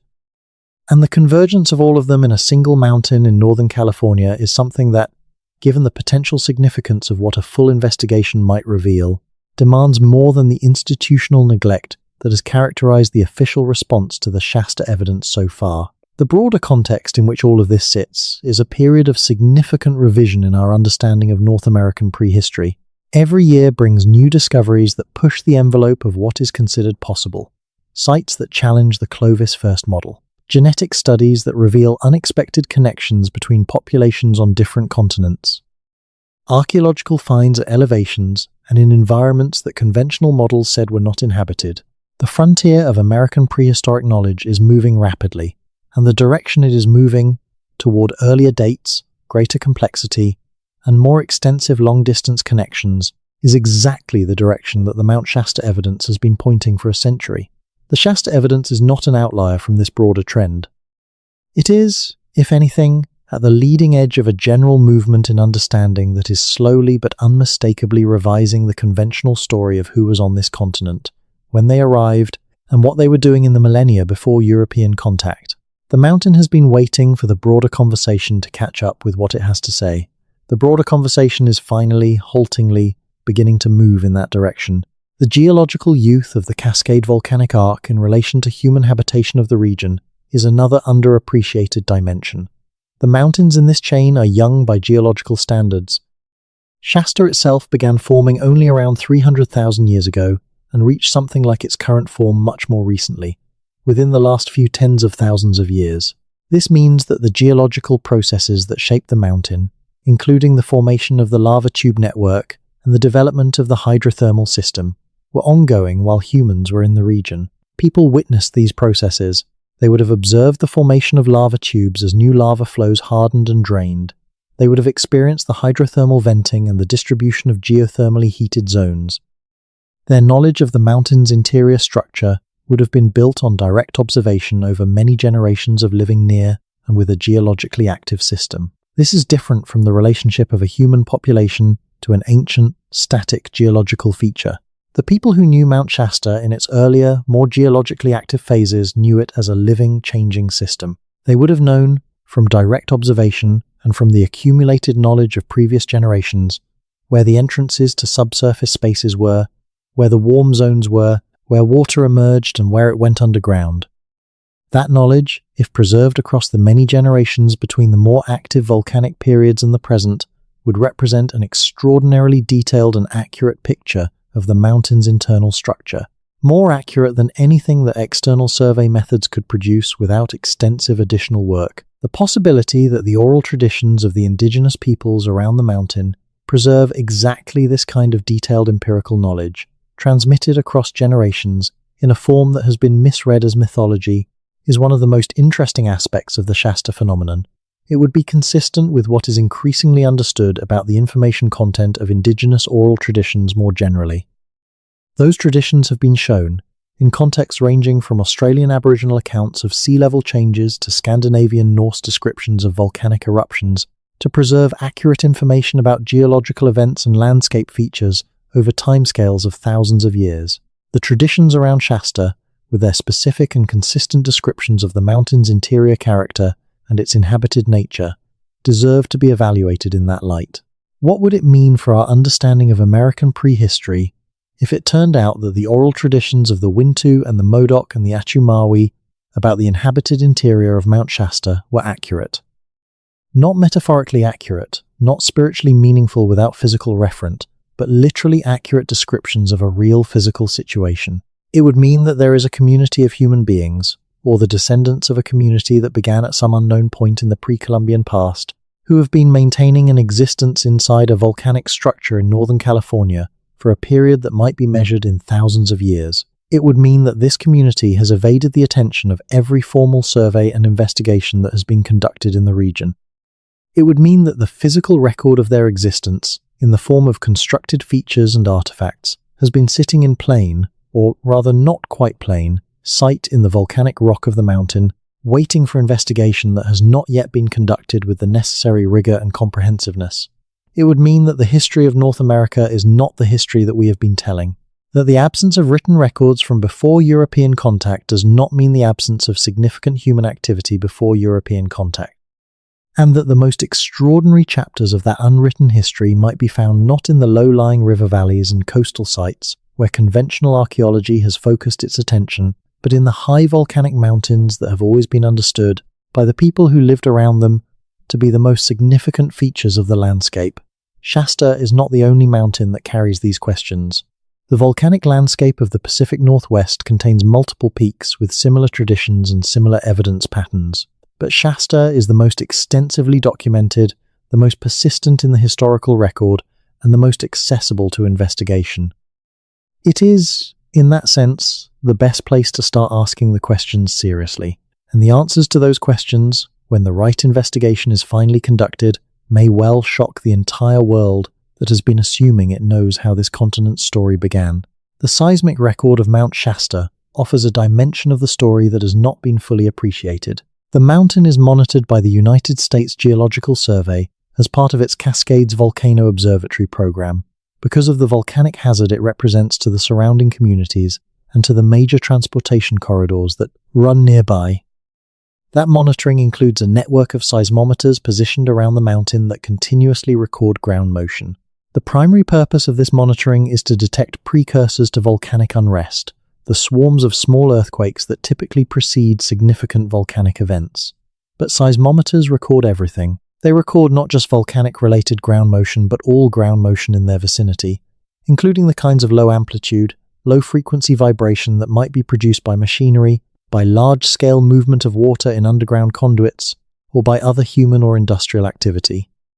The seismic record of Mount Shasta, which extends back several decades, contains episodes of anomalous ground motion that USGS monitoring staff have noted as not consistent with the expected patterns of geothermal or volcanic activity. Some of these anomalies have been attributed, after investigation, to natural causes. Glacial seismicity, the low-frequency signals produced by the movement of ice, is common on glaciated volcanoes and can be mistaken for other signals. Hydrothermal fluid movement can produce rhythmic ground motion that looks anomalous on initial examination.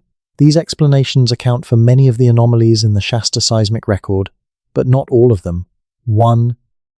There are episodes in the seismic record, at least 3 that have been specifically noted in internal USGS communications that have been partially released through Freedom of Information Act requests, where the anomalous signal does not fit any of the standard explanatory categories. These signals have characteristics, in terms of their frequency content and their temporal pattern, that are more consistent with mechanical activity than with natural geological processes.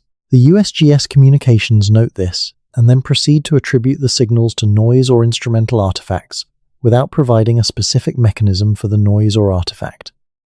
This is the kind of thing that institutional bureaucracies do with anomalous data that does not fit their operational framework. They classify it in a way that removes it from active consideration without requiring them to engage with its implications. The 3 anomalous signal episodes in the Shasta seismic record are not proof of underground mechanical activity, but they are an unexplained anomaly in a monitoring dataset that is specifically designed to detect unusual ground motion, and the failure to investigate them further is another example of the institutional incuriosity that characterizes the official engagement with the Shasta phenomenon. Let us consider the water chemistry of the springs that emerge around the mountain's base. Spring water chemistry reflects the composition of the rock through which the water has moved and the conditions it has encountered underground. Springs fed by simple infiltration of rainwater or snowmelt through ordinary rock have relatively simple chemistry. Springs that have circulated through hydrothermal systems have complex chemistry reflecting the elevated temperatures and pressures and the variety of minerals they have dissolved along the way. The springs around Mount Shasta have been analyzed for water chemistry as part of various geological and hydrological studies. The results show the expected pattern for springs from a hydrothermal system: elevated mineral content, unusual isotopic ratios, temperatures higher than what simple infiltration would produce. But several springs have also shown something additional: trace concentrations of certain organic compounds that do not have an obvious geological source, and that, in quantities too small to be directly diagnostic, are potentially consistent with biological activity in the subsurface environment. This is a very tentative observation. The organic chemistry of spring water is complex and can reflect many different sources, including surface contamination, dissolved organic material from soil and sediment, and even laboratory contamination during analysis. The organic compounds found in certain Shasta springs are not in themselves evidence of human habitation underground, but they add a faint chemical thread to the other lines of evidence pointing in the same direction. A systematic analysis of the spring chemistry around Mount Shasta, looking specifically for evidence of biological activity in the subsurface environment and using modern analytical techniques capable of detecting and characterizing organic compounds at very low concentrations, has not been conducted. Such an analysis would not be particularly expensive or technically demanding with current methods. It would simply require someone deciding that the question was worth answering. The atmospheric conditions on and around Mount Shasta contribute to the mountain's unusual character in ways that are physically real but not always well understood by observers who encounter them. The mountain generates its own weather systems with a frequency and in ways that are not typical of other peaks of comparable elevation in the region. The lenticular clouds that form around its peak, sometimes stacked in multiple layers like enormous disks, are a well-known feature of the mountain's meteorology. These clouds form when moist air is forced to rise by the mountain's bulk and cools to its dew point, creating the distinctive lens-shaped formations that have contributed to the mountain's association with unusual phenomena for observers who interpret lens-shaped clouds as something other than clouds. The more substantive meteorological anomaly is the frequency with which the mountain generates localized precipitation, particularly at its summit and upper flanks, even when surrounding areas are clear. This is partly a normal orographic effect, the tendency of mountains to capture moisture from passing air masses and generate rain or snow at their summits. But observers who study the mountain's weather patterns note that it generates localized weather events with a frequency and regularity that exceeds what the orographic models predict based on the mountain's dimensions and local climate parameters. One proposed explanation for this anomaly is that the mountain's hydrothermal system contributes significant moisture to the local atmosphere through evaporation and steam venting, and that this moisture contributes to cloud and precipitation formation at rates that the purely orographic models do not account for. If correct, this explanation further confirms the active nature of the mountain's hydrothermal system and its influence on the surface environment. It also suggests that the mountain's interior is releasing significant quantities of water vapor, which in turn is consistent with the presence of substantial liquid water in the subsurface system. The relationship between the mountain and the river systems downstream from it is another physical dimension worth considering. The Sacramento River, which is one of the major river systems of California and the primary water source for a significant portion of the state's water supply infrastructure, originates in the Mount Shasta region. The specific hydrology of the Sacramento headwaters, including the large spring systems at places like Big Spring and the McCloud River headwaters, is distinctive in its flow characteristics. The springs in this area maintain unusually stable and cold temperatures and unusually stable flow rates even through drought years, suggesting that they are fed by a very large and very deep aquifer that buffers against surface climate variability. The scale and stability of these spring systems is consistent with what you would expect if they were fed by a large subsurface water body connected to the mountain's hydrothermal system at depth. The water that emerges at these springs has circulated through rock, been mineralized by geological contact, and then emerged at temperatures and flow rates that reflect deep circulation rather than shallow infiltration. The source of this water, in terms of the specific subsurface pathways through which it has traveled, is not well understood.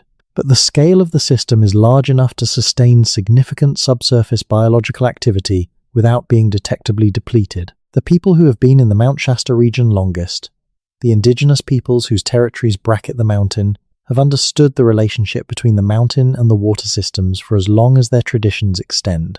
The Wintu people's relationship to the Sacramento River is inseparable from their relationship to the mountain, because in their understanding, the mountain is the source of the river in a sense that goes beyond the simple hydrological fact of upstream connection. The mountain is the origin of the water in a deeper sense, the place where the water that sustains the whole valley system comes from within the earth. That understanding, which sounds like mythology but is also accurate hydrology, is another example of how indigenous knowledge systems preserve real physical information in frameworks that can be misread as purely symbolic. The broader pattern of volcanic habitation traditions in North America is worth acknowledging. Mount Shasta is not the only volcanic peak in the region with traditions of interior habitation.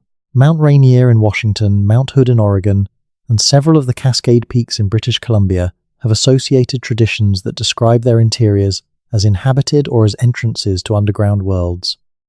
The traditions around Rainier and Hood are less extensively documented than those around Shasta, but they share enough structural similarities to suggest that the phenomenon may be more widespread than the Shasta focus in the literature implies. If multiple volcanic peaks in the Cascade Arc have associated traditions of interior habitation, the possibility arises that the phenomenon being described is not unique to Shasta, but is part of a broader pattern of volcanic interior habitation that extended across multiple peaks in the chain. The geology would support this possibility. Multiple Cascade volcanoes have lava tube networks, hydrothermal systems, and the kind of complex subsurface structure that could, under the right conditions, support habitation.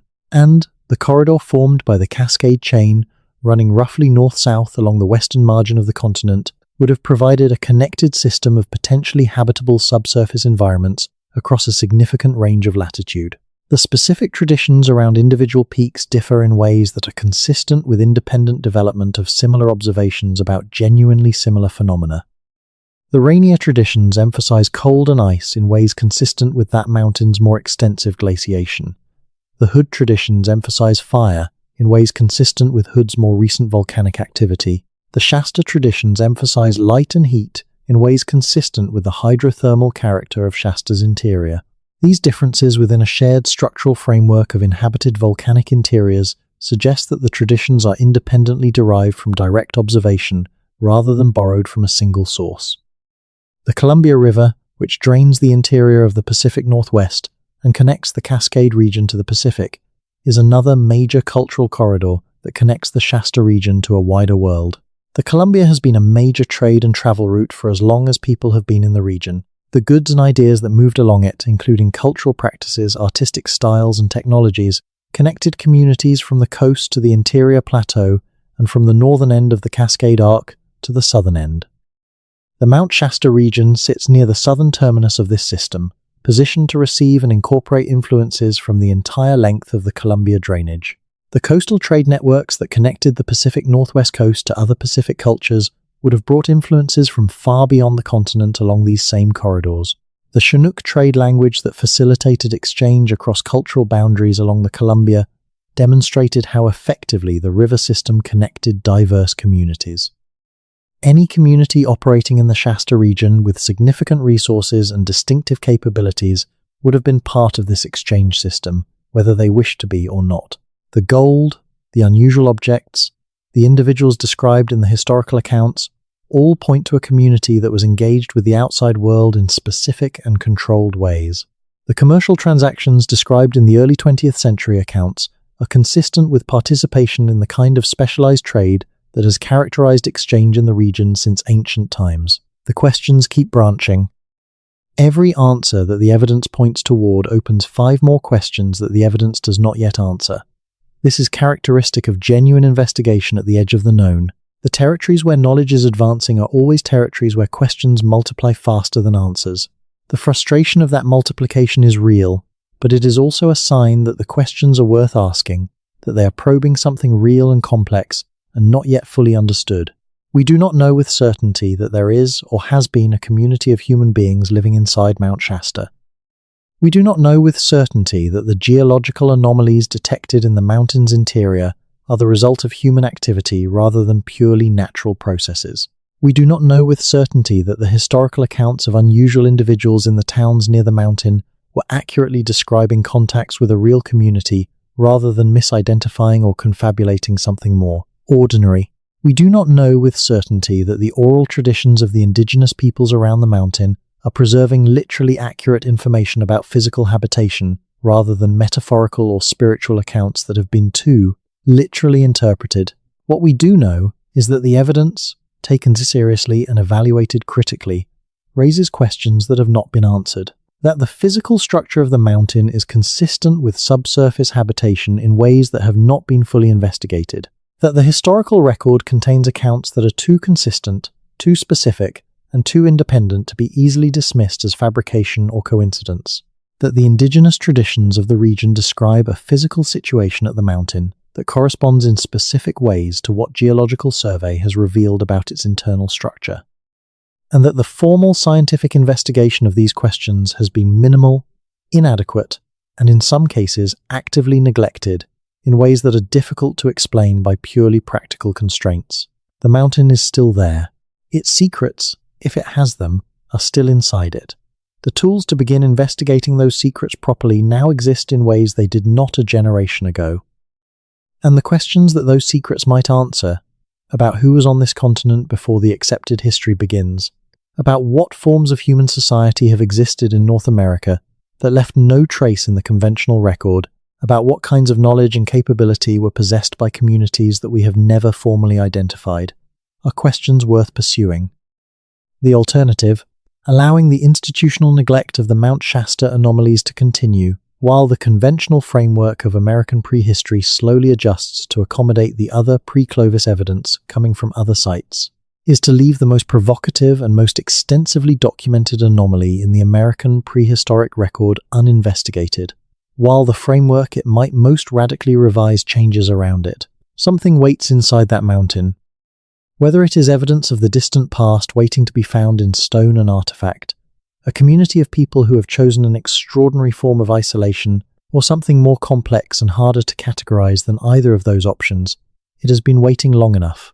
And the world, or at least that portion of the world willing to take the evidence seriously, has been waiting long enough to find out what it is. There is one more dimension of the Mount Shasta phenomenon that deserves careful attention before we reach the end of this account. It is the dimension that is hardest to discuss without crossing from evidence-based analysis into speculation, and it is the dimension that may ultimately be the most important for understanding what the mountain represents. The dimension is time, the scale of time that the evidence implies when taken seriously. If the community associated with Mount Shasta has been in continuous existence since the pre-Clovis period of North American occupation, the period before 13,000 years ago when the conventional timeline puts the beginning of human presence on the continent, then we are talking about a community that has maintained itself for at least 13,000 years, and possibly much longer.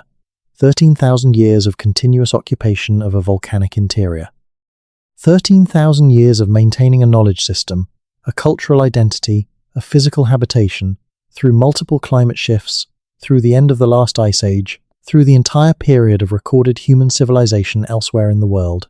That is an almost inconceivably long period of time. For comparison, the oldest continuously inhabited city in the world, a distinction generally awarded to Jericho in the Jordan Valley, has been occupied for roughly 11,000 years.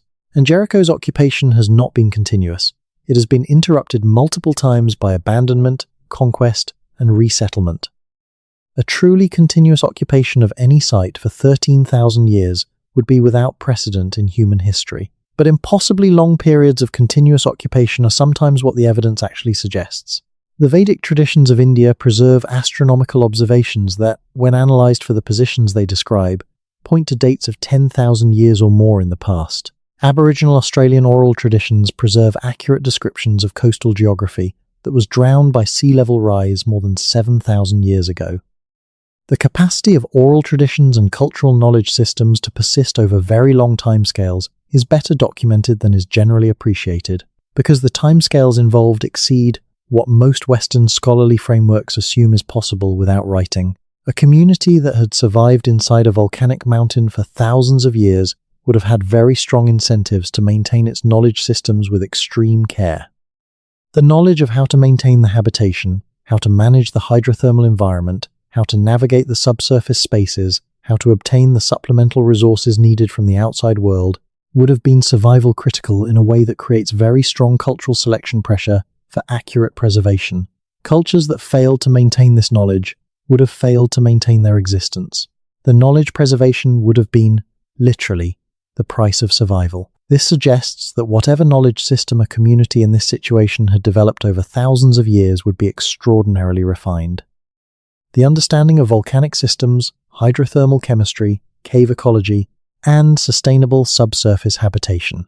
That such a community would have accumulated over thousands of years of direct experience would dwarf anything that modern science has achieved in those fields through purely external observation.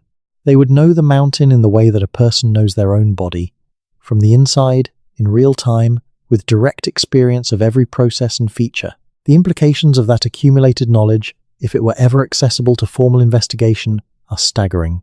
A community that has been studying a volcanic system from the inside for thousands of years would have insights into volcanic behavior, into the dynamics of geothermal systems, into the ecology of subsurface environments, that could be transformatively useful for human understanding of these systems in a period when they are increasingly relevant to questions of energy, climate, and planetary management.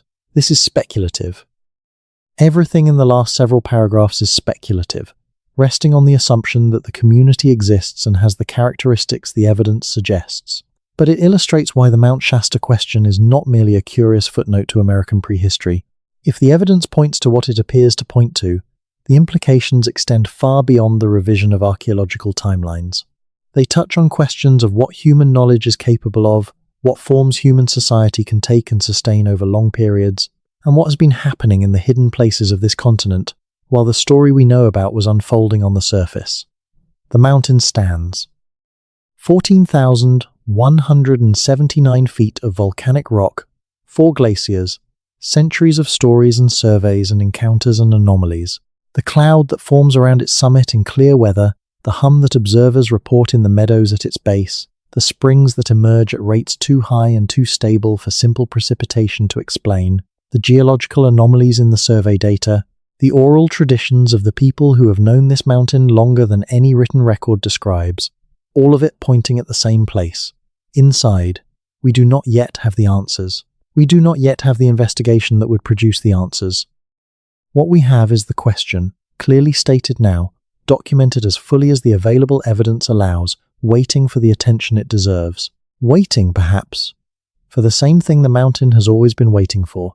Someone who takes it seriously enough to actually look. The Wintu have a saying, preserved in their oral tradition, that the mountain is patient, that it has been waiting for the time when the world outside would be ready to understand what it contains. Whether that patience reflects a literally inhabited mountain waiting for its community to be discovered, or the deeper patience of geological time waiting for human science to catch up to what the Earth already knows about itself, the sentiment is appropriate. The mountain is patient. The evidence has been accumulating for a century and more. The convergence is clear to anyone who examines it without predetermined conclusions. And the world, if it ever decides to look carefully at what has been sitting in plain geological sight in Northern California, may find that the most extraordinary chapter of American prehistory has been waiting for exactly this long to be read. What lies beneath the glaciers and the volcanic rock of Mount Shasta is not simply rock and ice and geothermal steam. It is a question that the continent has been asking itself since the first people arrived here, and recognized that this mountain was different from ordinary mountains. The question has not been answered. The tools to answer it now exist. The evidence that demands it be answered has been accumulating for longer than living memory extends. The world has been told that the story of America begins with people crossing a land bridge from Asia not very long ago. The world has been told that the mountains of the Pacific Northwest are simply geological features with cultural significance in their shapes and their prominence. The world has been told that the indigenous traditions of interior habitation are mythology and metaphor, beautiful but not physically literal.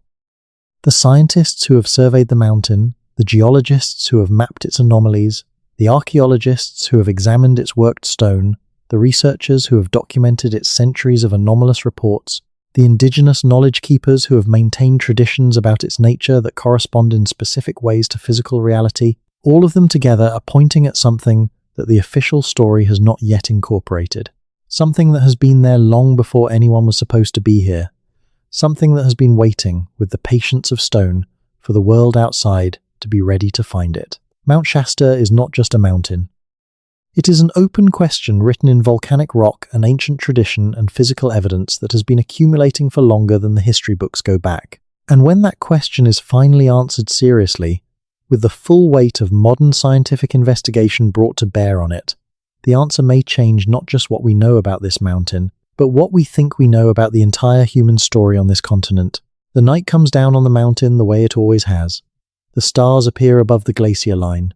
The springs continue their ancient flow from somewhere deep in the volcanic rock. The mountain stands, patient, enormous, particular, keeping its secrets for a little longer, waiting for the world to finally be curious enough to ask properly what it holds inside. Somewhere inside that mountain, if the evidence is to be believed, there is an answer that has been waiting for us for longer than civilization has existed. The only question left is whether we will find the courage, the curiosity, and the scientific rigor to finally go and look for it. That moment, if it comes, will not announce itself with fanfare. It will come quietly, the way real discoveries always come. A researcher with the right equipment, at the right location, finally producing the data that makes denial impossible. A geological survey that maps a space that cannot have formed naturally. An artifact with a date that cannot be accommodated within the existing framework. A contact, documented and verifiable, that leaves no room for the dismissals that have served the conventional story so well for so long.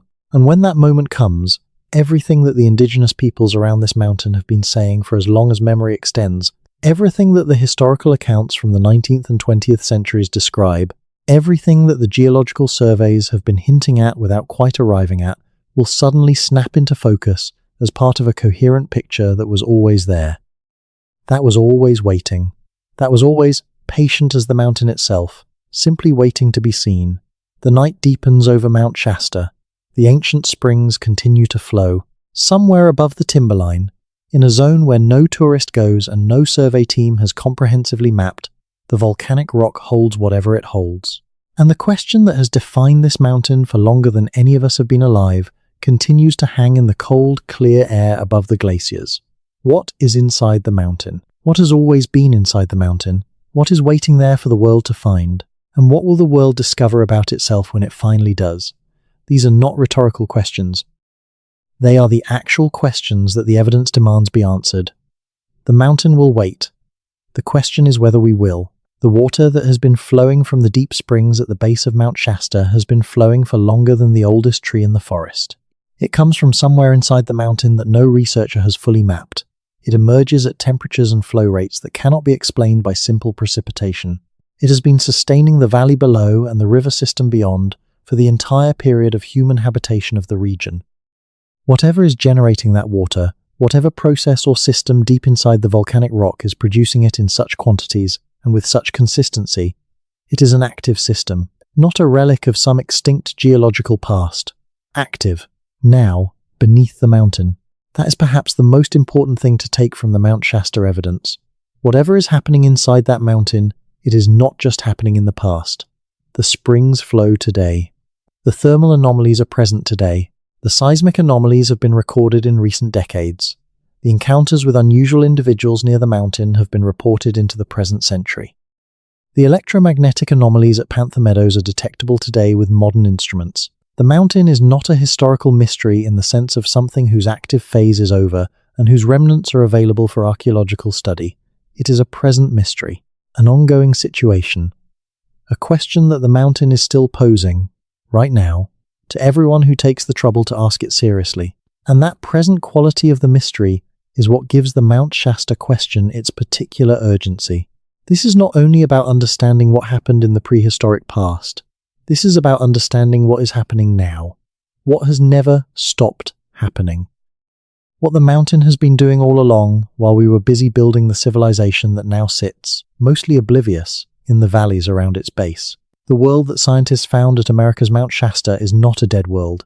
It is not a fossilized world. It is a living, ongoing situation that science has barely begun to investigate, and that the conventional frameworks of American archaeology and geology are not yet equipped to fully accommodate. The shock of what is there is not just the shock of what was there long ago. It is the shock of what is there right now, of what has always been there, of what we have been walking past and flying over and surveying with incomplete instruments for a century and more without understanding what we were seeing. The mountain is patient. The question is how long we will make it wait. There are things that the modern world is very good at dismissing. Things that do not arrive through the approved channels, through peer-reviewed journals and press releases from recognized institutions, through the kind of credentialed, published, institutionally sanctioned work that determines what gets to count as knowledge in the contemporary framework. Mount Shasta has long existed on the wrong side of that boundary. Its evidence sits in field notes and private reports and oral traditions and historical newspaper archives and ranger logs, and the memories of researchers who could not publish what they found without risking professional standing they had. Spent careers building. That is a real and significant problem, not because the evidence is weak. The evidence, as we have traced it through this account, is actually quite strong in aggregate, even if each individual piece of it is subject to alternative explanations. The problem is that evidence which lives outside the formal scientific literature tends to stay outside it. It circulates in the spaces where serious investigation shades into speculation, and where people willing to take the evidence seriously are often also people whose interpretive frameworks make their conclusions unacceptable to mainstream science. The signal and the noise travel together, and the difficulty of separating them is one of the primary reasons why the Mount Shasta question has not received the formal scientific attention it deserves. But the world does change. The frameworks through which scientific investigation operates do change, slowly and sometimes against significant resistance. But they change. The evidence for pre-Clovis habitation of North America that was dismissed as impossible 40 years ago is now accepted. The evidence for ancient Pacific contact between the Americas and other regions that was dismissed as speculation a generation ago is now being taken seriously. The general picture of American prehistory is becoming more complex, more layered, more accepting of the idea that things we did not know were possible were, in fact, happening. In that changing landscape, the Mount Shasta evidence is positioned differently than it was even a decade ago. It still lacks the formal investigation that would give it scientific standing, but the broader context that would make it impossible to dismiss if that investigation were conducted is slowly forming around it. The question of whether there were people in North America before the Clovis culture, operating in ways and at scales that conventional archaeology did not recognize, is no longer as heretical as it once was. The question of whether indigenous oral traditions preserve literally accurate information about physical situations that would otherwise be unknown from the material record is no longer automatically dismissed. The question of whether volcanic interiors could have been inhabited is not one that has been formally investigated, but that, from a physical standpoint, is not impossible. The convergence of a changing scientific landscape, an accumulating body of physical evidence, a consistent historical record stretching back over a century, and persistent contemporary reports of anomalous phenomena centered on the mountain suggests that Mount Shasta is approaching a moment where the question it poses can no longer be avoided by a discipline that is trying to honestly account for the prehistory of North America. When that moment comes, the investigation it demands will be genuinely difficult, not because the evidence is inaccessible, but because the investigation will require crossing boundaries that scientific disciplines normally maintain between themselves. It will require geologists, archaeologists, anthropologists, and indigenous knowledge holders to work together toward an answer that none of them can reach independently. It will require institutional courage from researchers willing to stake professional credibility on questions that their peers may still consider outside the bounds of respectable inquiry. And it will require the kind of sustained, well-resourced effort that major discoveries in human prehistory typically require. Not a single expedition, but a program of investigation conducted over multiple years with multiple methods, and a genuine commitment to following the evidence wherever it leads. The payoff for that kind of effort, if the evidence is pointing where it appears to point, would be transformative, not just for the specific question of Mount Shasta, but for the entire understanding of human prehistory in North America. A discovery of the magnitude that the Shasta evidence suggests, the documentation of a continuous human community in a volcanic interior over a period of thousands of years, would be the most significant archaeological discovery in American history. It would require not merely an addition to the existing framework, but a fundamental rethinking of what that framework describes and what it has been leaving out. The mountain has been keeping its secrets patiently, The question is posed to anyone willing to listen to what the evidence actually says, rather than what the existing framework predicts. And the evidence, traced as carefully and honestly as the available information allows, says something that deserves to be taken seriously. Something is inside that mountain. Something has always been inside that mountain. Something is there right now, below the glaciers and above the geothermal heat, in the complex volcanic labyrinth that no survey has fully mapped and no institution has been willing to formally investigate. What that something is remains the open question. But that it is there, that the evidence pointing to its existence is real and consistent and convergent, and not adequately explained by any purely natural geological process, is a conclusion that the evidence genuinely supports. The world has been told a story about America that begins not very long ago and accounts for only a small fraction of the time that people have been on this continent. Mount Shasta is one of the places where that story's edges are most clearly visible, where the evidence of what the story is leaving out presses most insistently against the boundaries of what the official version acknowledges.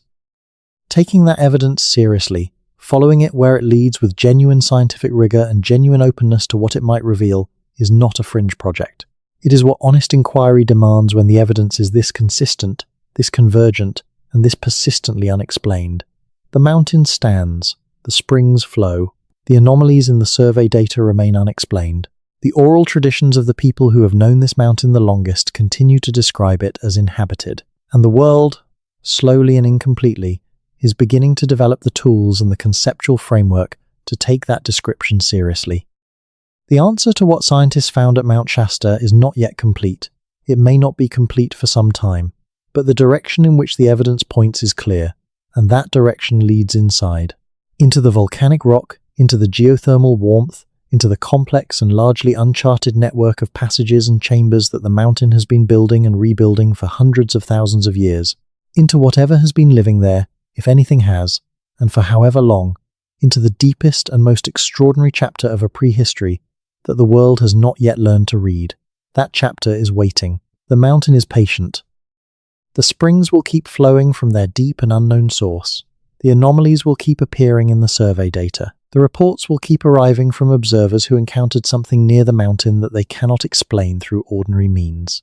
And eventually, if science is honest enough and curious enough and adequately resourced, the investigation will happen that finally opens that chapter to the light. When it does, the world will indeed be shocked. Not by something alien or supernatural, but by something far more extraordinary. The possibility that human beings, with all their ingenuity and adaptability and capacity for cultural endurance, found a way to survive and maintain themselves in one of the most extraordinary environments on the planet for a period of time that dwarfs all of recorded history.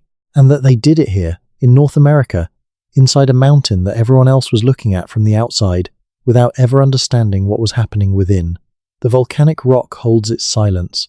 The question hangs in the cold, clean air above the glacier line. And somewhere below, if the evidence is to be believed, in the warm geothermal dark of the mountain's interior, something continues, patient as the mountain, ancient as the fire beneath it, and waiting, in whatever way things wait when time moves differently at the scale of deep human history, for the world outside to finally find the courage to look. That is what is at Mount Shasta. That is what scientists have been finding there, in fragments and anomalies and unexplained readings and ancient traditions that keep insisting on their own accuracy. That is what has shocked, in the careful and gradual way that genuine scientific revision shocks rather than in the sudden way that sensational headlines claim, the understanding of everyone who has taken the evidence seriously enough to follow it all the way to where it leads. The mountain is not finished speaking. The evidence is not finished accumulating. The question is not finished being asked. But the outline of an answer is there, in the geological data and the historical record and the persistent traditions of the people who have always known. The outline says, something extraordinary has been happening here, something that our frameworks have not yet been adequate to contain, something that the mountain has been willing to show us, all along, if only we were willing to look. Rest now, and let the mountain hold its question for a little longer. It has been patient this long, and the answer, when it finally comes, will be worth the wait. To understand fully what the evidence from Mount Shasta implies about North American prehistory, we need to spend some time with the physical reality of what the Cascade Volcanic Arc actually is, and what it has been over the period of human habitation of the continent. because the conventional picture of these mountains as simply tall, scenic, and occasionally dangerous natural features understates their significance as environments for human activity in ways that are directly relevant to the Shasta question. The Juan de Fuca tectonic plate, which is being subducted beneath the North American plate along the Pacific coast of the continent, has been producing the Cascade volcanic chain for millions of years. As the Juan de Fuca plate descends into the mantle beneath North America, it heats up and releases water and other volatiles into the overlying mantle wedge. This triggers partial melting in the mantle, producing magma that rises through the crust and eventually erupts at the surface through the line of volcanoes that we now call the Cascades. The process is ongoing. The plate continues to subduct. The mantle continues to melt. The magma continues to rise. The volcanoes continue to be built and modified and occasionally to erupt. What this means for the mountains themselves is that they are not static features that were built in one event and have been cooling ever since. They are dynamic systems, continuously receiving heat from below, continuously having their internal structure modified by magmatic intrusion, hydrothermal circulation, and periodic eruption. The heat budget of a Cascade stratovolcano is not the heat budget of an extinct geological curiosity. It is the heat budget of an active system that is simply in a quiescent phase between more dramatic events. For humans who understand this system, who have lived alongside it for long enough to understand its cycles and its rhythms and its resources, the volcanic environment is not the hostile and dangerous landscape it appears to outside observers. It is a managed resource. The geothermal heat that modern technology exploits through heat pumps and district heating systems and geothermal power plants is the same heat that a community with intimate knowledge of a volcanic interior could exploit through passive means, directing habitation toward the thermally advantaged zones, using the heated water that circulates through the hydrothermal system for warmth and for cultivation, managing the relationship between the surface volcanic environment and the subsurface habitable zones in ways that preserve the habitability of those zones over long periods. The cultivation question is particularly interesting. The interior of a dormant volcano, at appropriate depths and in appropriate zones of the hydrothermal system, would have conditions of temperature and moisture that could support plant growth without sunlight, using supplemental light sources or in some cases even without them, for the specific classes of organisms that can grow in such conditions. The cave ecosystems documented in various volcanic cave environments around the world, including in the Canary Islands and in Hawaii's lava tube systems, demonstrate that complex biological communities can establish themselves in volcanic cave environments using chemosynthesis rather than photosynthesis as their primary energy pathway. These communities can include fungi and algae and invertebrates that collectively form a food web independent of surface sunlight. A community with sophisticated knowledge of cave biology would not be limited to hunting and gathering on the surface for all its food. It would be able to cultivate certain organisms in the cave environment itself, supplementing surface resources with subsurface production. The specific organisms and the specific techniques would depend on the particular conditions in the volcanic interior of the mountain, conditions that have not been investigated from this perspective. But the principle that volcanic cave environments can support biological productivity is well established in cave ecology. The sulfur purchasing documented in the historical accounts takes on a new dimension in this context. Sulfur is used in agriculture as a fungicide and as a soil amendment. It is also involved in certain food preservation techniques. In an underground environment where moisture and temperature conditions might favor fungal growth on stored food, sulfur-based control would be practically important. The purchase of sulfur in relatively large quantities by the individuals described in the historical accounts is consistent with the use of sulfur for agricultural or food preservation purposes in a subsurface environment where such problems would be significant. Salt, the other material mentioned in the historical accounts, is a universal food preservative. In a situation where surface hunting and gathering provided most of the protein in the diet, preserving that protein for storage would be important. Salt would be the primary preservation medium available without access to modern refrigeration or chemical preservatives. The combination of sulfur and salt as primary purchase items is consistent with the food management needs of a self-sufficient community in an environment where long-term food storage was important. The gold payment has another dimension beyond the simple fact of its availability from hydrothermal deposits. Gold is valuable precisely because it is rare and because it does not corrode or degrade. As a medium of exchange, it represents stored value that can be carried in small quantities an exchange for needed goods without the complications of barter or the need for a shared currency system.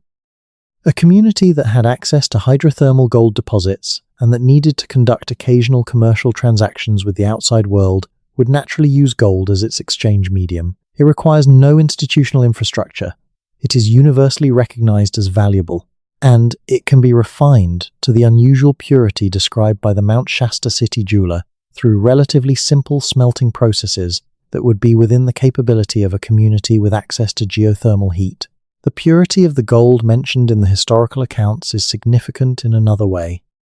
Placer gold, the kind found in stream deposits from naturally eroded veins, is typically alloyed with silver and other metals at varying and unpredictable concentrations. Achieving a uniformly high purity from placer gold requires a smelting and refining process that separates the gold from its associated metals. This is not an advanced industrial process. It can be accomplished with fire and relatively simple chemical techniques that have been known since ancient times, but it does require knowledge and resources that a completely primitive community would not have. It suggests a community with metallurgical knowledge and with fire sources capable of achieving the temperatures required for metal refining. A geothermal environment provides exactly the kind of sustained, controllable heat source that would make metal refining possible without the need for conventional fuel. Hydrothermal vents and volcanic fumaroles produce temperatures ranging from barely warm to well above 500 degrees Celsius in the most active zones. The lower temperature ranges, around 300 to 400 degrees Celsius, are ideal for the kind of cupellation and parting processes used in traditional gold refining. A community that understood how to exploit these temperature zones for metallurgical purposes would have had access to a smelting and refining capability that was both reliable and fuel independent. This metallurgical capability would also explain the unusual character of the artifacts that have been found in the Mount Shasta vicinity. Several of the objects noted in the archaeological record, the carved stone cylinder and others that have been less publicly documented, show a level of manufacturing precision and material selection that implies sophisticated technical knowledge. Not necessarily technology in the modern sense of mechanized production, but technological knowledge in the sense of understanding materials and how to work them to precise specifications. The correlation between geothermal environments and metal working in ancient cultures is not unique to the Mount Shasta context. Volcanic regions around the world were significant centers of early metallurgy precisely because of the convenient heat sources they provided. The volcanic islands of the Mediterranean, the hydrothermal zones of the Carpathian Basin, the volcanic regions of Mesoamerica were all centers of early metalworking activity that can be partially explained by the availability of natural heat sources for the metallurgical processes involved. A community in a volcanic interior with sophisticated understanding of geothermal heat management would have had significant advantages in metallurgical production over communities dependent on conventional fuel sources. None of this constitutes proof. It is a reconstruction of what the capabilities of a hypothetical community in the Mount Shasta volcanic interior might look like, based on what the environment would provide and what the historical accounts suggest. The value of this reconstruction is that it demonstrates the plausibility of the scenario. A community living inside Mount Shasta's volcanic structure would not be a community living in primitive cave-dwelling conditions. It would be a community with access to a specific and sophisticated set of resources and capabilities that would make its long-term survival plausible and would explain several of the specific observations in the historical record. The question of what language the community of Mount Shasta might speak has occupied several researchers who have taken the historical account seriously. The consistent report that the individuals encountered near the mountain spoke an unknown language, one that observers with multilingual backgrounds could not identify, is one of the most striking and consistent elements of the historical record. Languages do not become unrecognizable quickly. Even closely related languages like Spanish and Italian are mutually partially intelligible. For a language to be completely unrecognizable to an observer who speaks several indigenous North American languages, it would need to have diverged from all known language families for a very long period of time. The time required to produce complete mutual unintelligibility depends on the specific languages being compared and the conditions under which the divergence occurred. Languages in contact with other languages change more slowly than languages in isolation, because contact provides stabilizing influence and borrowing replaces natural drift. A language isolated for thousands of years without contact, or with very limited contact, would diverge more rapidly than one in sustained contact with related languages. In a small community in a volcanic interior with strictly controlled external contact, the language would be evolving under conditions of extreme isolation, and the divergence from any ancestral language could be very significant over relatively few thousands of years. If the community has been in its current situation for something in the range of 10,000 years, which is at the lower end of what the evidence might suggest, and if the ancestral language belonged to a language family that was itself present in North America at that time, the current language could be diverged sufficiently from all known North American language families as to be completely unrecognizable to a speaker of any of them.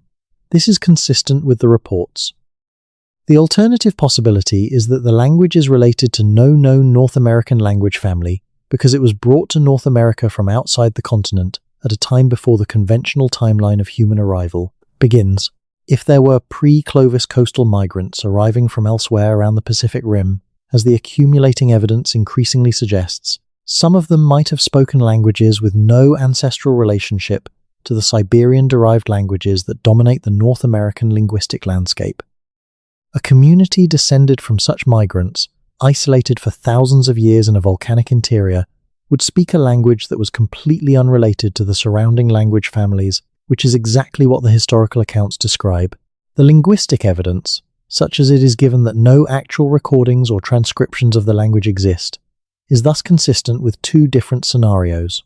A language diverged from a known North American family through long isolation, or a language with no relationship to North American families because it was derived from an entirely different migration.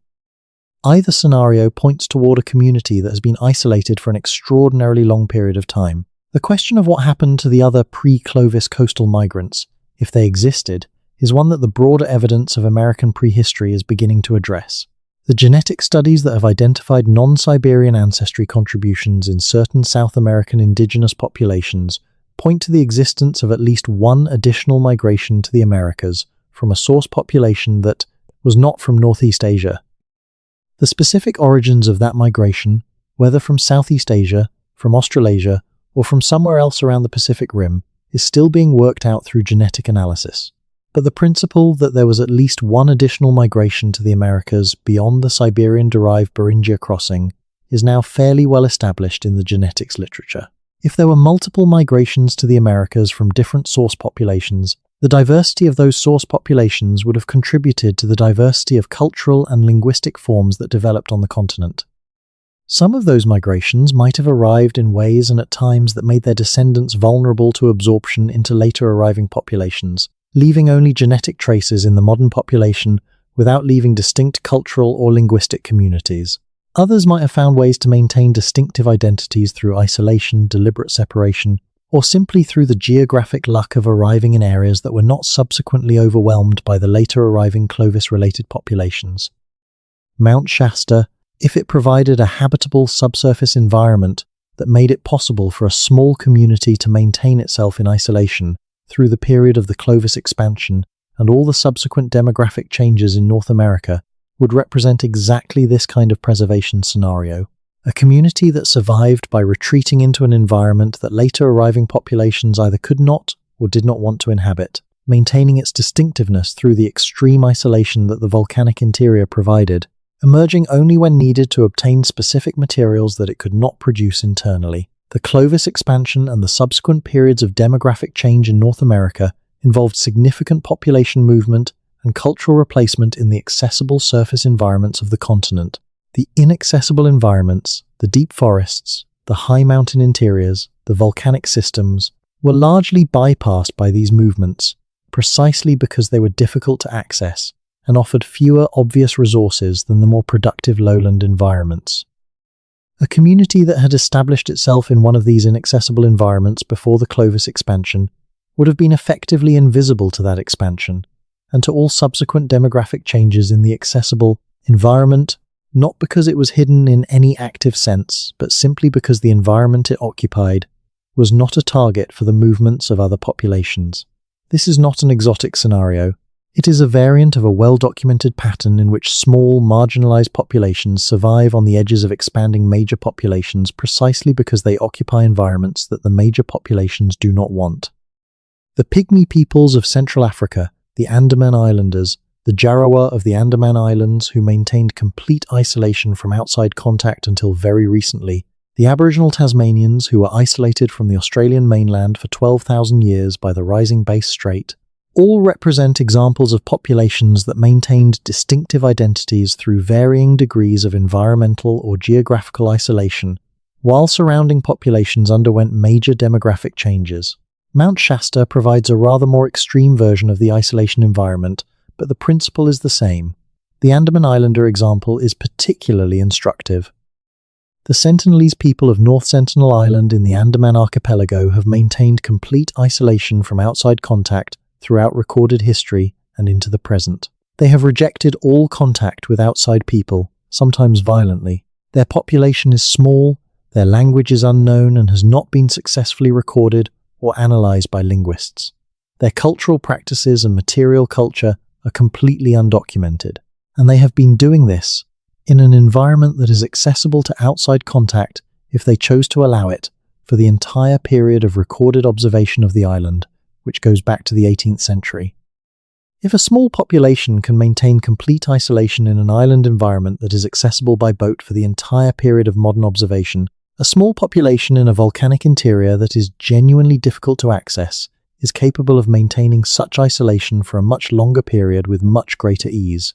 The Sentinelese example demonstrates that the desire for isolation, combined with the capability to enforce it through the simple means of rejecting and physically repelling outside contact, can maintain community distinctiveness indefinitely, without requiring the kind of exotic or supernatural explanations that the Mount Shasta phenomenon sometimes attracts.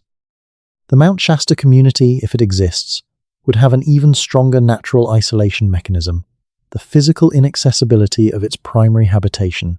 No one can walk uninvited into a volcanic interior unless that interior has accessible entrances, and the management of those entrances, combined with the general inaccessibility of the upper mountain, would provide a degree of natural isolation that the Sentinelese can only approximate through active exclusion of visitors. The historical accounts describe a pattern of contact that is consistent with this kind of managed isolation. The individuals from the mountain who appeared in the towns to conduct commercial transactions were choosing to make that contact. They came for specific purposes, obtained specific materials, and departed. They did not invite further interaction. They did not reveal information about themselves or their community beyond what the transaction required. The degree of control they exercised over the contact situation, including in several accounts the ability to appear and disappear with remarkable speed, suggests a community that had developed sophisticated protocols for managed contact with the outside world. Not complete isolation, because complete isolation would have made obtaining the needed supplemental materials impossible, but controlled contact that revealed as little as possible about the community's nature and location. This level of deliberate management of outside contact implies a sophisticated awareness of the outside world and its potential reactions to the community's existence. A community that has been managing this contact for generations develops protocols for it that become culturally institutionalized. The individuals who go outside to conduct transactions are trained for this role. They know how to minimize information disclosure. They know how to complete the transaction and depart quickly. They know how to move through the lowland landscape in ways that minimize the duration and extent of contact. The historical accounts, with their consistent descriptions of individuals who conduct transactions efficiently and depart immediately in the direction of the mountain, are consistent with exactly this kind of trained, protocol-driven managed contact. The implications of all this for how we think about North American prehistory are significant. The conventional picture of the pre-Columbian Americas presents them as a world of diverse but eventually well-mapped human populations occupying the accessible environments of the continent and engaging with each other in ways that left archaeological traces. The picture emerging from the accumulating evidence of pre-Clovis occupation, Pacific contact, and anomalous sites like Mount Shasta is considerably more complex. It suggests that there were human communities in North America operating in ways and in environments that the conventional framework was not designed to detect, and that some of those communities may have maintained themselves outside the conventional archaeological record not through accident but through deliberate management of their visibility. A community that chooses not to leave the kind of marks that conventional archaeology is designed to find, that conducts its activities in an environment where those marks are in any case difficult to detect, and that actively manages its contact with outside observers to minimize information disclosure, will not appear in the archaeological record. The absence of such a community from the archaeological record does not constitute evidence that it does not exist. It constitutes evidence only that the archaeological record is not detecting it. And the question of whether the archaeological record is capable of detecting everything that has happened in North American prehistory is one that the accumulating evidence of pre-Clovis sites and anomalous phenomena is increasingly forcing the discipline to confront. The specific challenge of the Mount Shasta phenomenon for conventional archaeology is that it requires the discipline to ask a question it is not designed to answer. What would the archaeological record look like if there were a community in North America that was actively managing its visibility and that was operating in an environment that made conventional survey methods largely ineffective? The answer to that question is that such a community would look exactly like what we see at Mount Shasta, a physical environment with anomalies that do not fit conventional geological explanations, a historical record of unusual encounters that does not fit conventional cultural categories, and an absence from the formal archaeological record that reflects the limitations of that record rather than the absence of the community.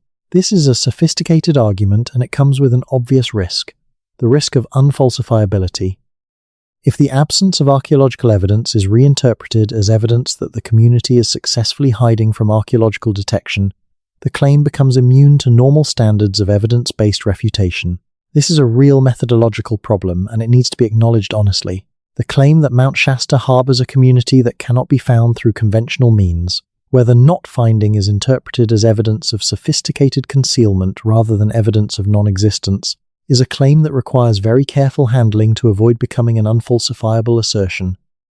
The way to avoid that problem is to insist on the kinds of evidence that the community could not, even if it tried, completely suppress. The geological anomalies in the survey data, the thermal and electromagnetic signatures at the surface, the physical construction features in the volcanic rock, the spring chemistry, the seismic anomalies.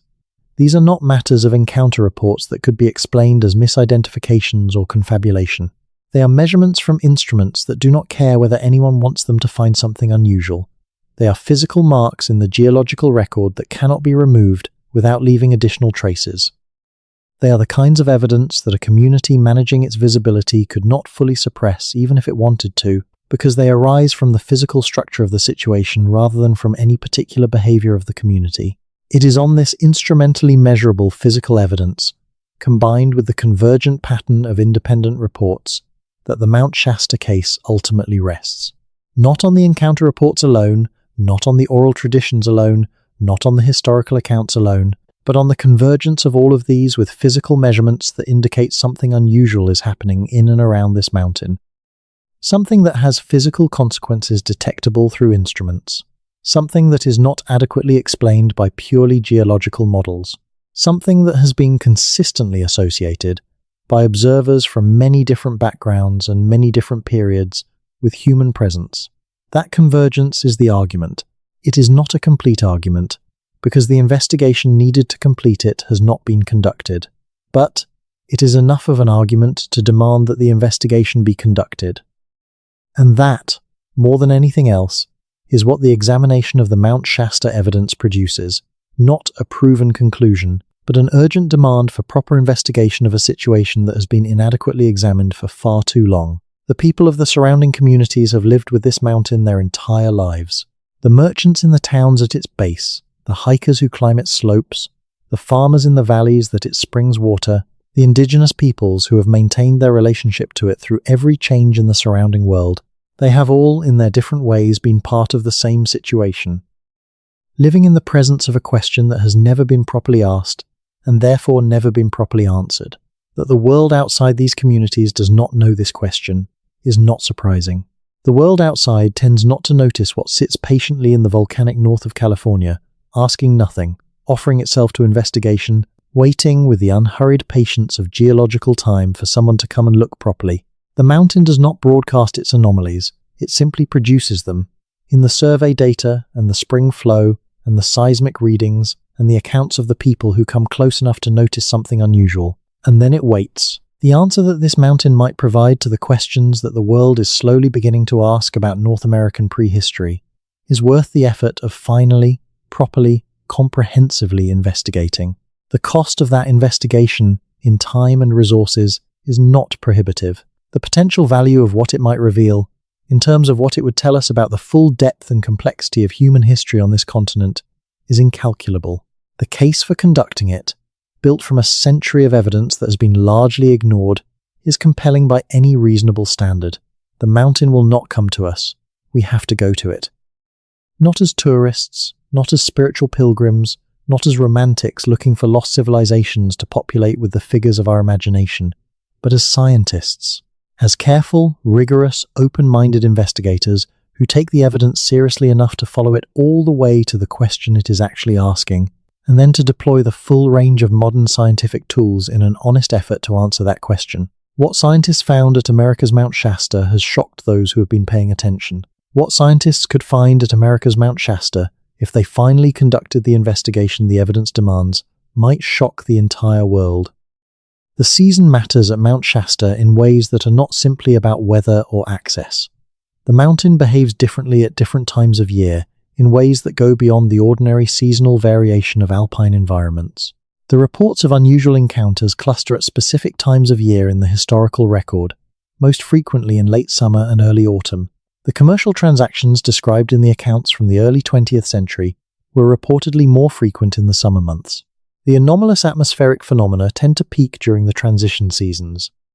Whether this seasonal patterning is meaningful or is simply a function of when the most observers happen to be in the area is not clear, but the pattern is consistent enough across independent accounts that it invites attention. Late summer and early autumn in the Mount Shasta region coincides with the period when the mountain's glacier coverage is at its annual minimum, when snowfields have retreated to their smallest extent, and when access to the upper mountain is at its easiest.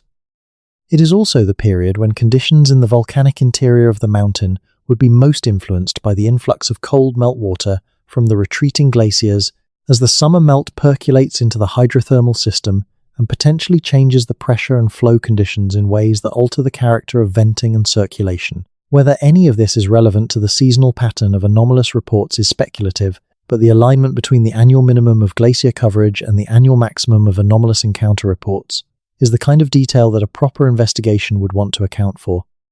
The cultural calendar of the indigenous peoples around the mountain also shows a seasonal pattern that aligns with this timing.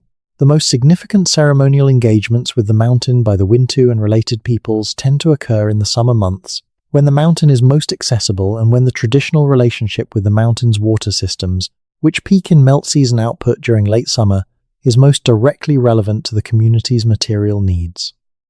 The ceremonial calendar is in part a record of the practical relationship between the communities and the mountain, and the summer concentration of ceremonial activity reflects the summer peak of the mountain's material significance to the surrounding cultures.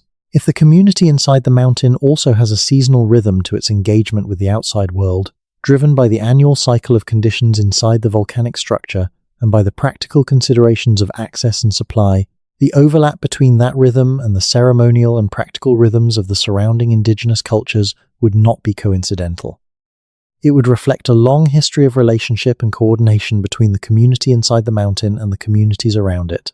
A history that the indigenous oral traditions hint at, in their descriptions of the mountain keepers and their relationship to the surrounding peoples, but that has not been formally investigated. The idea of a sustained relationship between the community inside the mountain and the surrounding indigenous cultures is one of the most intriguing dimensions of the Shasta phenomenon.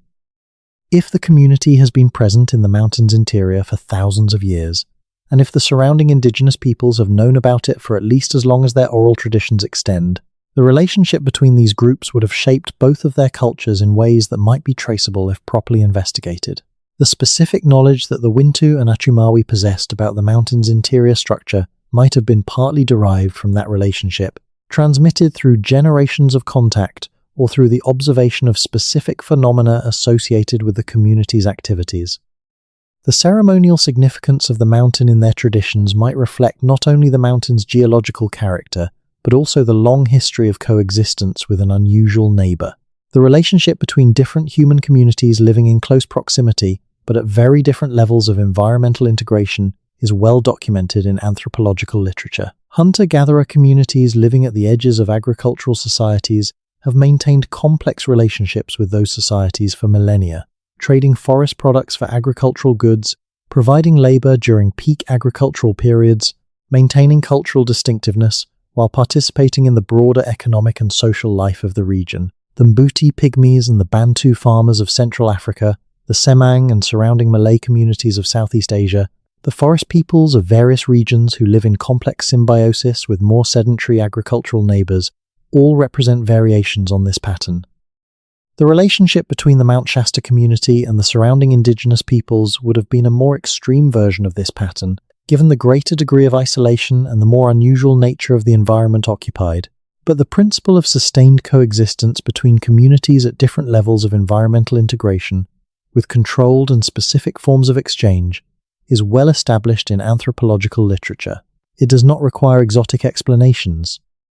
It requires only acknowledging that the Mount Shasta region has contained multiple human communities with different relationships to the same landscape, and that those relationships have shaped all of them in ways that would be apparent on careful examination. The written record of the Mount Shasta region from the early period of Euro-American settlement is more extensive than is commonly appreciated.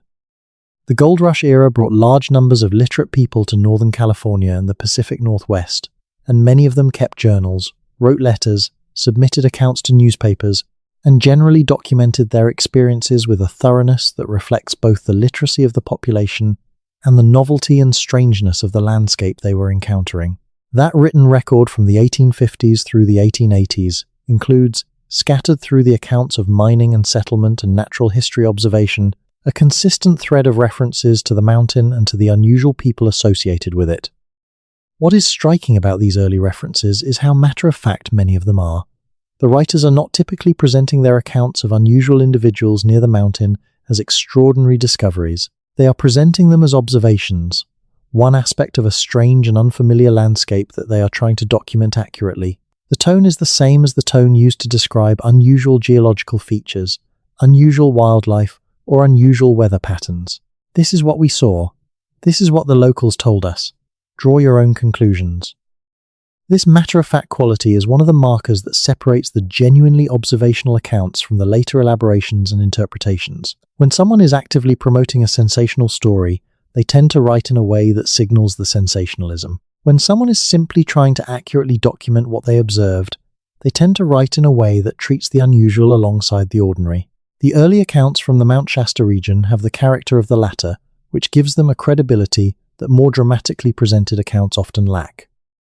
The transition from matter-of-fact observation to deliberate sensationalism in the Mount Shasta literature happens gradually through the early 20th century, as the spiritual and philosophical movements that adopted the mountain as a significant site began generating their own literature. The theosophical and later New Age literature around Shasta is a distinctly different register from the early settlers' journals and accounts. It is more dramatic, more interpretive, more invested in a particular conclusion, and correspondingly less reliable as a source of empirical information about what is actually at and around the mountain. Reading the evidence carefully requires maintaining the distinction between these different registers of the literature and giving appropriate weight to the observational as opposed to the interpretive. The observational accounts, from settlers and miners and merchants and hikers and occasional scientists, form a relatively consistent body of evidence about specific phenomena. The interpretive accounts, from theosophists and New Age writers and channelers, tell us more about the interpreters and their frameworks than about the mountain itself. Both exist in the literature and both need to be handled with appropriate critical tools. The physical geography of the Mount Shasta region contains features that are relevant to the question of long-term habitation in ways that have not been fully considered. The mountain sits at the northern end of the Sacramento Valley, the great central valley of California that was, before Euro-American settlement transformed it through agriculture and water management, one of the most biologically productive landscapes in North America. The valley was, in its natural state, a mosaic of wetlands, grasslands, and riparian forest that supported extraordinary concentrations of wildlife. Waterfowl populations in the millions, salmon runs in the rivers that drained into the valley. Elk and pronghorn and tule elk in numbers that observers from the early settlement period described with a consistent astonishment. The mountain sits above this productive landscape and is connected to it through the river systems that drain its flanks. The Sacramento River is the primary connection, carrying the mountain's snowmelt and spring water southward through the full length of the valley to the Sacramento Delta and San Francisco Bay. A community based on the mountain would have had access, through relatively short distances of travel, to this extraordinarily productive lowland environment. The combination of the mountain's resources, geothermal warmth, mineral wealth, hydrothermal water, with the valley's resources, wildlife abundance, plant diversity, seasonal fish runs, would have constituted an extremely rich and diverse resource base. This resource richness is another factor that makes the idea of long-term habitation in the region plausible. A community that could draw on both the mountain's specific resources and the valley's biological abundance through selective, controlled engagement with the surrounding landscape would have had a material basis for sustained existence that was considerably more comfortable than a purely subsurface existence would imply. The mountain provides the home base and the specific resources that the volcanic environment makes available. The surrounding landscape provides the biological diversity that makes a varied diet and access to multiple materials possible. The salmon that run up the rivers draining into the Sacramento system from the mountain's flanks would have been a particularly significant resource. Pacific salmon runs were, in the pre-settlement period, among the most concentrated and predictable sources of high-protein food available anywhere in the region. The annual salmon migrations provided, for communities with the knowledge to exploit them, a reliable and abundant supply of food that could be preserved and stored. The indigenous peoples of the Pacific Northwest developed sophisticated techniques for preserving salmon that allowed them to bank significant quantities of food against lean seasons. A community based on the mountain, with access to the salmon runs in the rivers below, would have had access to this same resource with the same preservation potential. The broader ecological context of the Mount Shasta region in the pre-settlement period is thus one of exceptional biological richness, connecting the mountain's geological resources to the valley's biological resources through the river systems. A community that understood and could exploit this entire system, from the geothermal interior of the mountain to the salmon runs in the rivers below, would have had a very solid material basis for sustained existence over long periods. This is not the picture of desperate cave dwellers surviving at the margins of viability. It is the picture of a community with access to exceptional and diverse resources, managed through a sophisticated understanding of the full range of what the regional environment provides. The stone tools found at anomalous elevations on the mountain, when examined alongside this broader picture of regional resource use, take on additional significance. Stone tool use in high mountain environments is typically associated with hunting activities, because the high elevations are where large game animals can be found during certain seasons. Bighorn, sheep, and other alpine species use the high rocky terrain above the timberline extensively during summer. A community based on the mountain that was conducting hunting activities at high elevations would produce exactly the kind of lithic scatter, worked stone at high elevations above the normal range of habitation, that has been found on Shasta. The tools do not need to be evidence of habitation at those elevations. They can be evidence of hunting activities conducted from a habitation base at lower elevation or in the mountain's interior. This interpretation of the high-elevation lithic material is actually more parsimonious than the interpretation that requires us to imagine someone hauling stone tools up to 11,000 feet and leaving them there for no obvious reason.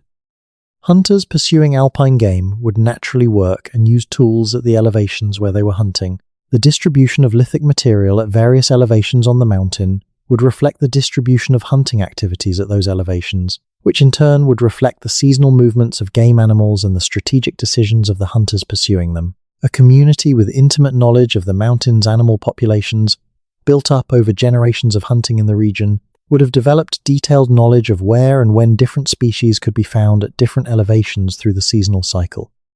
That knowledge, combined with the sophisticated hunting techniques that long experience would have refined, would make the high-elevation hunting a reliable component of the community's food supply strategy. The stone tools left behind at those elevations are, in this interpretation, evidence not of some mysterious presence at 11,000 feet, but of skilled, experienced, well-organized hunting in a territory that the community knew in intimate detail. The broader picture that emerges from this more integrated interpretation of the evidence is of a community that was, in all the ways that matter practically, highly sophisticated and well adapted to its specific environment. Not technologically advanced in the sense of using manufactured goods or mechanical systems beyond what would be accessible to a pre-industrial community, but sophisticated in the sense of possessing an extraordinarily detailed and refined understanding of the specific environment they occupied, having developed over many generations the knowledge and the practical techniques to exploit that environment's full range of resources sustainably and effectively. This is a different kind of sophistication from the kind that modern technology represents, but it is not lesser. The knowledge that allows a community to survive and thrive in a volcanic interior for thousands of years, managing geothermal resources, maintaining subsurface habitation, conducting hunting and gathering in a complex alpine landscape, preserving and storing food through a range of seasons and conditions, maintaining a cultural tradition and a linguistic identity across many generations of isolation, is knowledge of a depth and complexity that most modern people cannot easily comprehend, because the practical circumstances that generate it are so far from our own experience. If that community exists, if the evidence is pointing at something real, then what we are looking at is a repository of empirical knowledge about one of the most unusual and complex environments on the planet that has no parallel in any other human community currently known. Knowledge accumulated through direct experience over a period of time that dwarfs the entire span of recorded human history. Knowledge that, if it could be accessed, might transform our understanding not only of this specific mountain, but of volcanic environments generally, of the possibilities of sustainable habitation in extreme environments, and of the range of adaptive strategies that human communities are capable of developing when the circumstances demand it. The possibility of that knowledge, more than any specific artifact or geological anomaly, is perhaps the most compelling reason why the Mount Shasta question deserves serious investigation. Not just because the answer might revise our understanding of North American prehistory, though it would. Not just because the physical evidence demands explanation, though it does, but because, if there is a community inside that mountain, we have been walking past one of the deepest repositories of human environmental knowledge in existence without knowing it was there. And the world, in a period when the sustainability of human existence in the natural environment is one of the most pressing questions we face, cannot afford to remain incurious about knowledge that might be uniquely relevant to that question. The mountain will not advertise. It never has. The answers it holds, if answers it holds, will be found only by those who go looking with the right tools, the right questions, and the right willingness to accept whatever the evidence actually shows. The investigation has not yet been conducted at the scale and rigor that the question demands, but the question is clearly stated now, for anyone willing to listen to what more than a century of accumulating evidence has been saying. Something is at Mount Shasta that our frameworks have not yet accommodated. Something physical, something human, something old. The world's scientific community has the tools to find out what it is. The question now is simply whether the world has the curiosity and the courage to use them. The glaciers on the mountain are still retreating. Every year, more of the ancient surface is exposed. More stone that has been hidden under ice for centuries, or millennia, is available for examination. The mountain is, in a very literal sense, revealing itself. Slowly, in the way that geological processes are slow compared to human lifespans. But steadily, inevitably, year by year, the ice retreats and the rock emerges and the evidence accumulates, waiting for someone to recognize what it is and what it means. The night falls slowly over the Cascade Range. The mountain's peak, still brilliant above the shadow line, catches the last of the western light. Below, in the forests and the meadows and the towns at the mountain's base, the world goes about its ordinary business, mostly unaware of the question that the mountain has been posing since long before any of them arrived. The springs flow in the dark. The thermal signatures register on monitoring equipment that no one is reading for what they actually mean. The mountain breathes, in the slow volcanic way of mountains, and waits. Whatever is there has been there for a very long time. Whatever truth the mountain holds about the deep history of this continent, about who was here and when and how they lived, it is still there, still waiting, still patient in the way that things are patient when time is measured on a geological scale rather than a human one.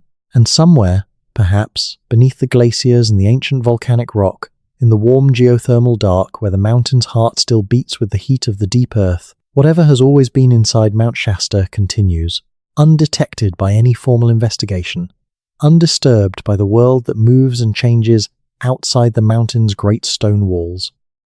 Keeping a history that the world outside does not yet know to ask for, waiting, as it has always waited, for the world to become ready to hear what it has to say. That moment of readiness, if it comes, will change everything we think we know about this continent and the people who have been on it. The mountain is ready, the evidence is ready, The only question that remains is whether we are ready to. There is a specific kind of attention that a place demands when it carries this much unresolved history. It is not the attention of the tourist, cataloguing notable features and moving on. It is not the attention of the spiritual seeker, projecting interior landscape onto exterior stone. It is the attention of someone who has sat with a question long enough to understand how deep the question actually goes. Mount Shasta demands that kind of attention. It has been demanding it for a long time from a world that has mostly managed to look away. The researchers who have taken the Shasta evidence most seriously over the past century have often done so at professional cost. The geologist who notes anomalous void spaces in a survey report and wonders, in the privacy of a conversation rather than in print, what they might mean. The archaeologist who examines the work stone from the upper flanks and knows what it is but cannot publish that knowledge without invoking a framework that her peers are not prepared to accept. The anthropologist who documents the oral traditions carefully and recognizes their specificity and their convergence with the physical evidence and is not sure what to do with that recognition. These are not isolated individuals. They are a pattern, repeated across disciplines and across generations, of professional people who came close enough to the Shasta evidence to recognize that something was there and then found that the institutional structure of their fields gave them nowhere to take that recognition. This is the deeper problem with the Mount Shasta situation. It is not that the evidence is weak or the question is unimportant. It is that the question does not fit inside the existing structure of any discipline that has the resources to investigate it properly. It belongs simultaneously to geology, to archaeology, to anthropology, to indigenous studies, to history, to biology, and to a few other fields besides. Any one of those fields, working alone with its own methods and its own interpretive frameworks, can only see a piece of the picture. And the piece each one sees tends to look, from inside the framework of that discipline, like noise rather than signal, like the kind of anomalous observation that gets noted and filed and never followed up on. Getting to the signal requires working across disciplinary boundaries in ways that the structure of academic research actively discourages. It requires treating the evidence from indigenous oral traditions with the same rigor and seriousness that is applied to physical measurements. It requires allowing geological surveys to be interpreted in the light of historical accounts, and vice versa. It requires accepting that the history of this mountain, in all its complexity, is a single story, rather than multiple separate stories that happen to involve the same geographical feature. None of these moves is impossible. All of them require a degree of intellectual flexibility and institutional courage that the current structure of academic research makes difficult. But the structure of knowledge is not static. The boundaries between disciplines have been redrawn repeatedly throughout the history of science, sometimes by the development of new techniques that make previously impossible investigations routine, sometimes by the pressure of evidence that cannot be accommodated within existing disciplinary frameworks, sometimes simply by the arrival of researchers with different training and different questions who see the existing evidence in new ways. The Mount Shasta evidence has been waiting for one of these shifts to reach it. The accumulating revision of the conventional timeline of American prehistory is the most relevant current example of such a shift, and it is moving in a direction that makes the Shasta evidence progressively more rather than less plausible within the evolving mainstream framework. When the shift finally arrives at Shasta, when the investigation finally happens with the comprehensiveness and rigor that the evidence demands, what it finds may not be what any prior account of the mountain has described. The oral traditions are filtered through the cultural frameworks of the people who preserved them. The historical accounts are filtered through the perceptions and expectations of their authors. The spiritual literature is filtered through interpretive frameworks that are not primarily empirical. None of these filters is transparent. None of these accounts can be taken as a literal description of what the investigation will find. What the investigation will find, if it finds anything at all, will be the physical reality behind all of these filtered accounts. The actual geological structure, the actual evidence of human activity or its absence, the actual material culture, if any exists, the actual community, if any, is still present. These are the things that only a proper, comprehensive, rigorous physical investigation can reveal, and those things may be more extraordinary than any prior account has suggested, or they may be more mundane, or they may be something that no prior account has anticipated. The one thing that is certain is that they will be more reliable as knowledge than any of the alternatives to actually going and looking. The mountain has been patient, the world has been slow, but the conversation between them, conducted in geological survey data and oral tradition and historical accounts and anomalous measurements, has never actually stopped. It has simply been waiting for a translation that allows both sides of it to be heard in the same language. When that translation finally happens, when the proper investigation is finally conducted and its results are finally available to the world, the story of Mount Shasta will at last be able to be told in full. Not as mystery, not as legend, not as the projection of human longing onto a volcanic mass, but as what it actually is, one of the most significant chapters in the deep human history of the North American continent. A chapter written in stone and thermal signature and spring water and ancient tradition and the quiet, persistent, patient presence of a mountain that has always known what it contains. We began this account by noting that something at Mount Shasta has been quietly rewriting the edges of the accepted story of this continent. That rewriting has been happening, in fragments and anomalies and ignored survey data and overlooked oral traditions, for as long as the evidence has been accumulating. It will continue to happen, with or without the formal investigation it demands, because the evidence does not stop being evidence just because no one is processing it properly. The spring water keeps flowing, the thermal anomalies keep appearing, the seismic readings keep recording their unusual patterns, the mountain keeps producing, in the slow geological way of mountains, the data that has always been there for anyone willing to read it. The world will eventually read it. The question of when is, at this point, the only genuinely open question about the Mount Shasta situation. Not whether there is something there to be found, not whether the evidence is sufficient to demand investigation, not whether the investigation, when properly conducted, will produce results that revise our understanding of North American prehistory in significant ways. Those questions, traced through the evidence as carefully as we have traced them in this account, have answers that point in one consistent direction. The only open question is when the world will finally be ready to go and look. The mountain is ready. It has always been ready. It will continue to be ready, with the patience of geological time, until the world catches up. The light changes over the mountain in the late afternoon in a way that photographers and painters have been trying to capture for as long as people have been carrying cameras and brushes into the region. The light does not simply illuminate the mountain, it interacts with it.